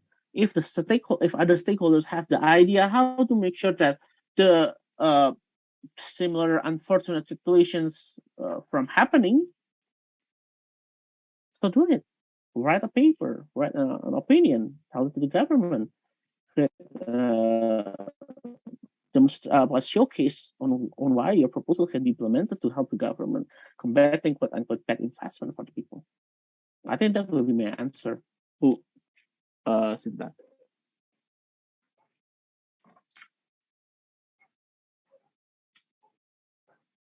Azza, can I add some some answer. Yeah. Nazar, I totally agree with Mas Bre about his answer, because one of problem in Indonesia is literacy, digital literacy. We have a problem in that, even though the internet access is 74%, but the literacy of the people still low, especially financial literacy. What we know, the good example is in the P2P lending, which is we have still many people who are suffering from the P2P lending because they don't understand, even though the government has regulate and we have registered P2P lending and illegal P2P lending, but still we still have a lot of problem in there. So probably if we want to legalize the cryptocurrency as a virtual for a payment or for investment, it has to be taking also into account how the community will deal, especially in financial literacy. We have a problem in that. If not, then we will have many people who are have impact on the investment that they don't understand at all. Thank you, Azza. Maybe that's only a small comment. Menambahkan saja. Terima kasih. All right. Thank you so much, Mas Fazal, for the question, and thank you so much, Mas Bhredipta, for the answer, and also Dr. Sinta Dewi. Participants, however, unfortunately, that the question from Mas Fazal would be the last question for our Q&A session in today's discussion. And participants, the conclusion of our today's discussion is, firstly, in the metaverse, data is the key. Metaverse is basically a virtual replica of our real world, where it is all to combine both digital and reality. The concept and its implementation, however, has lots of risk. One of them is ownership. Ownership in the metaverse is governed by contract law, not by any specific law. In Indonesia, the central bank does not recognize Bitcoin as a legal payment. However, under Bapepti, it claims that Bitcoin is a legal commodity under its supervision. However, also in other countries, for example, in Singapore and UK, its monetary authority has implemented digital payment and NFTs to be capable as being a property. And Mr. Bhredipta also mentioned good understanding of corporate law is a benefit in the metaverse. Why? Because the rising competition in the metaverse will result in a new industry standard where everyone will eventually want to be part of the metaverse. However, the non-existent harmonization of legal framework of metaverse transaction brings a lot of uncertainty for both merchant and customers. However, worry not, despite of the absence of the regulations, it is not necessary to make regulations for any new innovations, in this context metaverse. And we can always apply the already existing law to the various practice in the metaverse to fill the gap. For example, the already existing corporate and contract law for the problems of in which countries jurisdiction should be used, and the mentioned issues during the Q&A session. And participants, before we end our today's discussion, we would like to hear general view submission from ALSA NC Thailand, which will be represented by the National Board of ALSA NC Thailand. Do we have the representation of National Board of ALSA NC Thailand here? Yes, please, I'm here. Thank you. Okay, so for the view general submission regarding the metaverse. So from the discussion that we have heard and we have discussed earlier, I believe it's still very vague regarding anything in the metaverse. What's currently going on, since it's very new and all the regulations. But one thing I can see, and I think everyone would agree in common, is that there is a single problem about the jurisdiction. Since it's virtual and we don't know, there's not really boundaries that would apply in the real world. The boundaries, the borders that would apply in the real world, they don't really apply to the metaverse world. So we don't know which jurisdiction would be governing a single issue. And when it comes to trading or commerce, borders really tend to play an important part in the real world. Countries can't really trade across countries, or there'll be certain rules. But when it comes to metaverse, it's not really like that. So maybe one of the things that we like humankind should focus on if we are really going to develop the metaverse and really implement the metaverse into our life would be to really discuss on the problem of the jurisdiction of the law, whether which law would be applying, or should we have a single centralized body that would be governing the metaverse just for that. So that would be the general view. Thank you so much, Miss Aum, for the. Please do tell me if I pronounce your name wrong. Thank you so much for the general view, and we will now proceed to the general view from ALSA Unpad, and we have our representation here. Bang Labib, are you here with us? Yeah, I'm here. Okay, thank you, Bang. You may proceed. Okay, thank you for the general view. Beforehand, we would like to thank Dr. Sinta Dewi, Mas Bre, for all the insight given to us participants for today, and also pardon me for my rather incomplete or flawed review. So through today's material, we can learn how Metaverse and its assets are regulated. As Mas Bre stated earlier, in the most basic form, Metaverse is essentially just an electronic system, almost akin to a game like Sims. It is an innovation, yes, but it doesn't do it to a degree where it reinvents the wheel. That means that the legal framework for this, we can combine different laws in lieu of having a dedicated one, otherwise called it's also gap filling. However, we still need a dedicated legal framework for this exact project. This might spawn some problems, such as would an avatar that we create be of legal capacity as per the requirements of a valid agreement in Article 1320 of the Civil Code? Will there be a solution to the volatility of cryptocurrency value as a whole? Even outside of the legal aspect, there's still the question of what about Indonesia's population lack of digital literacy? In short, in order to support this Trailblazer project, though we've made some projects such as the Babakti regulation and rendering Bitcoin as a usable trade medium, we still need a concise legal framework which caters to everyone's need, but also have readable for the average layman and the technologically averse population. That is all from LC Unpad. Thank you. Thank you so much, Bang Albi, for the general view. And next, we will hear the general view from the representation of ALSA LCUI, Miss Alia Ilyasa. Do we have the representation of ALSA LCUI here with us?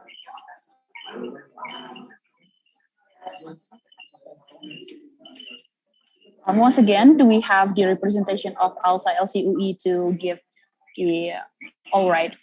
We have Miss Cynthia here from ALSA LCUI. You may proceed to your general section.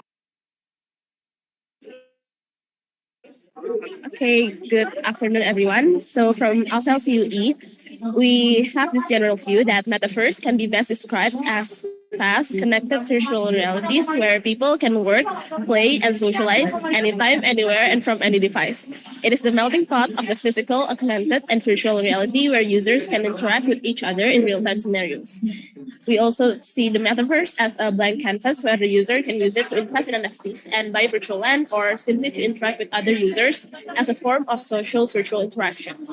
Through the discussion and the materials presented today, we see that the sign of ownership of an item or asset purchased on Metaverse is still up to debate, because there are some who uses express license rights and also some other rights over their NFTs. So we think that from ALSA LCUI, there still needs to be a more stronger legal basis for ownerships of items or assets purchased on Metaverse, in order for assets or goods owners in the Metaverse to be guaranteed. That is all from ALSA LCUI. Thank you. Thank you very much, ALSA LCUI, for this general view. And next, we have from ALSA LCUI, do we have a representation from ALSA LCUI to submit the general view? Hi, is my voice audible? I'm sorry, but there are a lot of noises going on in the background. So Okay. Wait.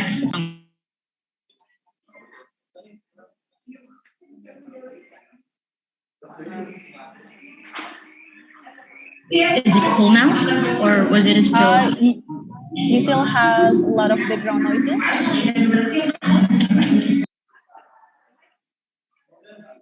Maybe you'd want to delegate the general view to your other colleague, or Is it still like noisy here, or is it okay now?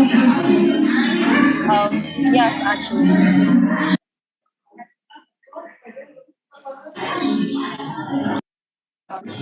So, am I cool to go now, or?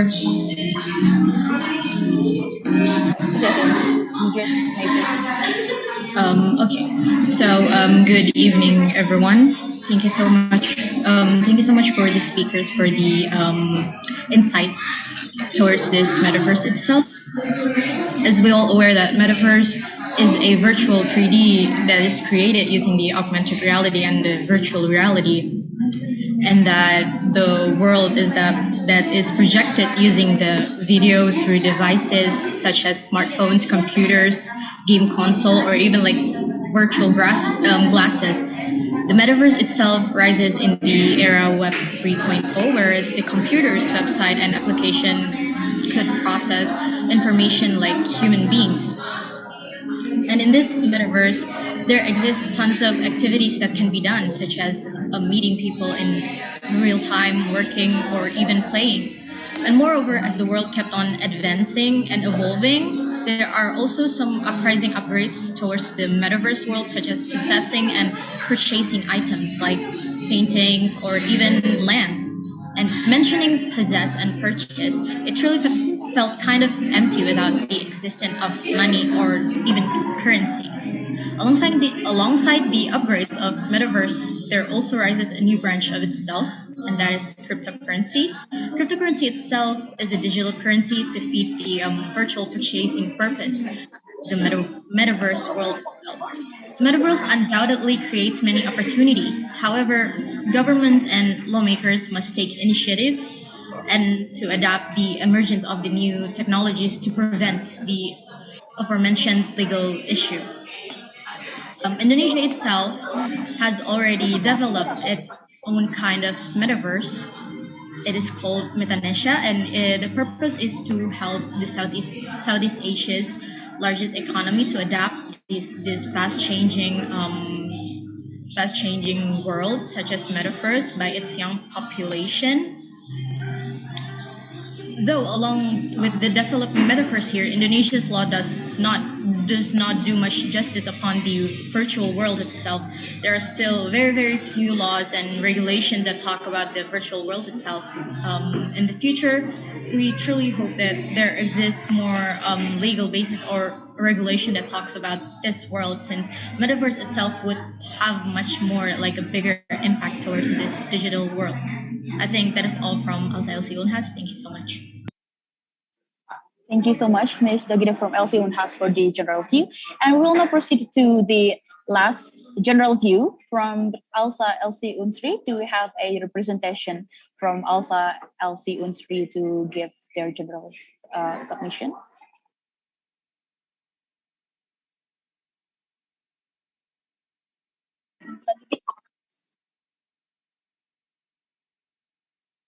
Once again, do we have ALSA LC Unsri to give their general view?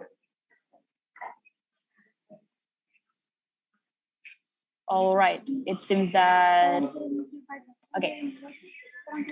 Participants, let's just now proceed. However, before we end today's session, I would like to give the screen to our speakers today to give their closing remarks for our today's discussion. And maybe we can start from Dr. Sinta Dewi. Bu, this screen is yours. Okay, thank you, Azza. It's very interesting to listen to all the comment of the ALSA representative. It's very enlightening. And then my closing statement is short. Being a lawyer or being academia, balancing between innovation and protection is very important if we talk about technology and law. So the question is how we going to balance these two conflicting interests, still a big question. So this is my closing statement, Asa. Thank you for the invitation to share this issue. Assalamualaikum. Waalaikumsalam. Thank you so much, Bu. I hope you enjoyed our today's discussion as much as I did. Yeah. Let's now proceed to our second speaker. We have Mas Bhredipta Socarana. Oh, okay. Let's just proceed to now. We will participants. As much as I enjoy our lovely discussion today, unfortunately, we have now reached the end of our session. Once again, we would like to thank the speakers for their time and knowledge. We will also like to thank the participants for your time and excitement throughout the discussion today. I would also like to apologize for any mistakes I made throughout the discussion today. It was a very good honor for me to be your moderator for today. It was indeed a very enjoyable session and discussion. I learned a lot from the discussion today. Wassalamualaikum warahmatullahi wabarakatuh. Shalom, Om Santi, Santi, Santi Om, Namo Buddhaya. Good afternoon, everyone. I will now give back the screen to my colleague, Miss Nafisha as the MC. Thank you very much, everyone. I hope I'll see you in other discussions and occasions. Thank you very much.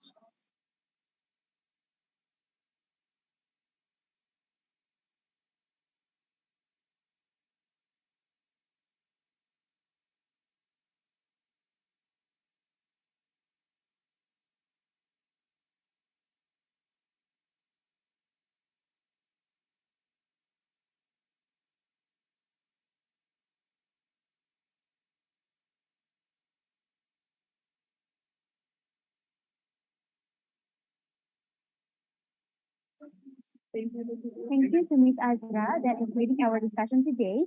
Also, thank you to all the speakers for the material submissions and the valuable discussions.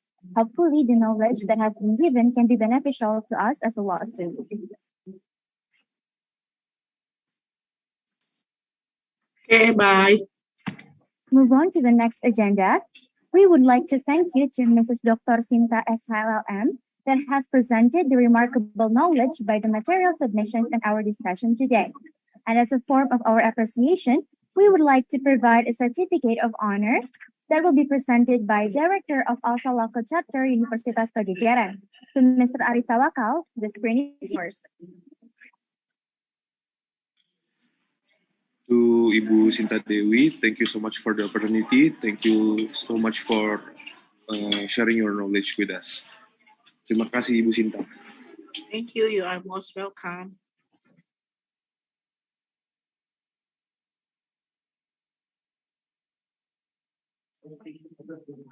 Lastly, we would like to thank you to the moderator that has guided our event today. And as a recognition of your dedication, we would like to provide a certificate of honor that will be presented by the Project Officer of ALSA International Video Conference 2022. To Ms. Anindita Maharani, the screen is yours. Okay, thank you, Ms. Nafisha. Firstly, I would like to say thank you to our moderator for today, Ms. Azra, for leading our discussion. Once again, it was such a great experience for having Ms. Azra as our moderator. Thank you. Thank you so much, Anindita. I enjoyed our discussion today too. Moving right along, we're already having so much fun from the discussion. Therefore, we want to show our gratitude to all the participants that have actively participating in today's ALSA International Video Conference. However, there's only one best of the best participant we consider as the participant that actively participate in these events the most. Best participant awarded to Mr. Nazal Amin Firdaus. Congratulations, Mr. Nazal. Thank you for actively participating by turning the video on during this event and participating in the Q&A session. Hopefully, the knowledge you gained today can be useful for you in the future. Before we move to the next agenda, we would like to take a documentation with Ms. Nazal as the best participant. To the documentation team, the time is yours.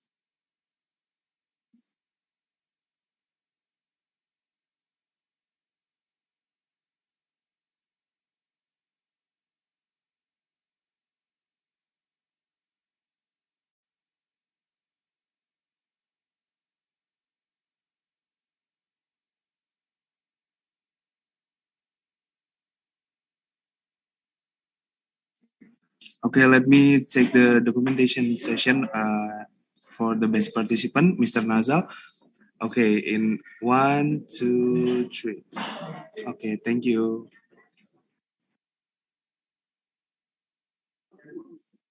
All right, ladies and gentlemen, before we are heading to the next session, it is best for us to everlastingly capture the moment to memorize our precious discussion today. To the documentation team, the time's yours.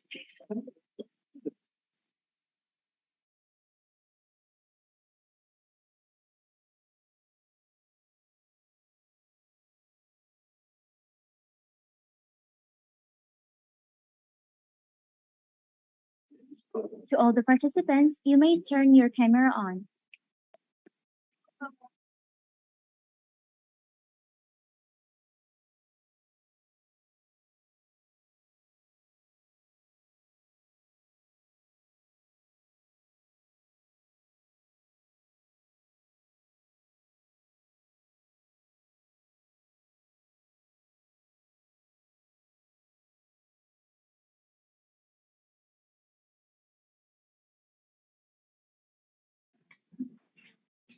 Okay, let me take the documentation. 3, 2, 1. Okay, thank you.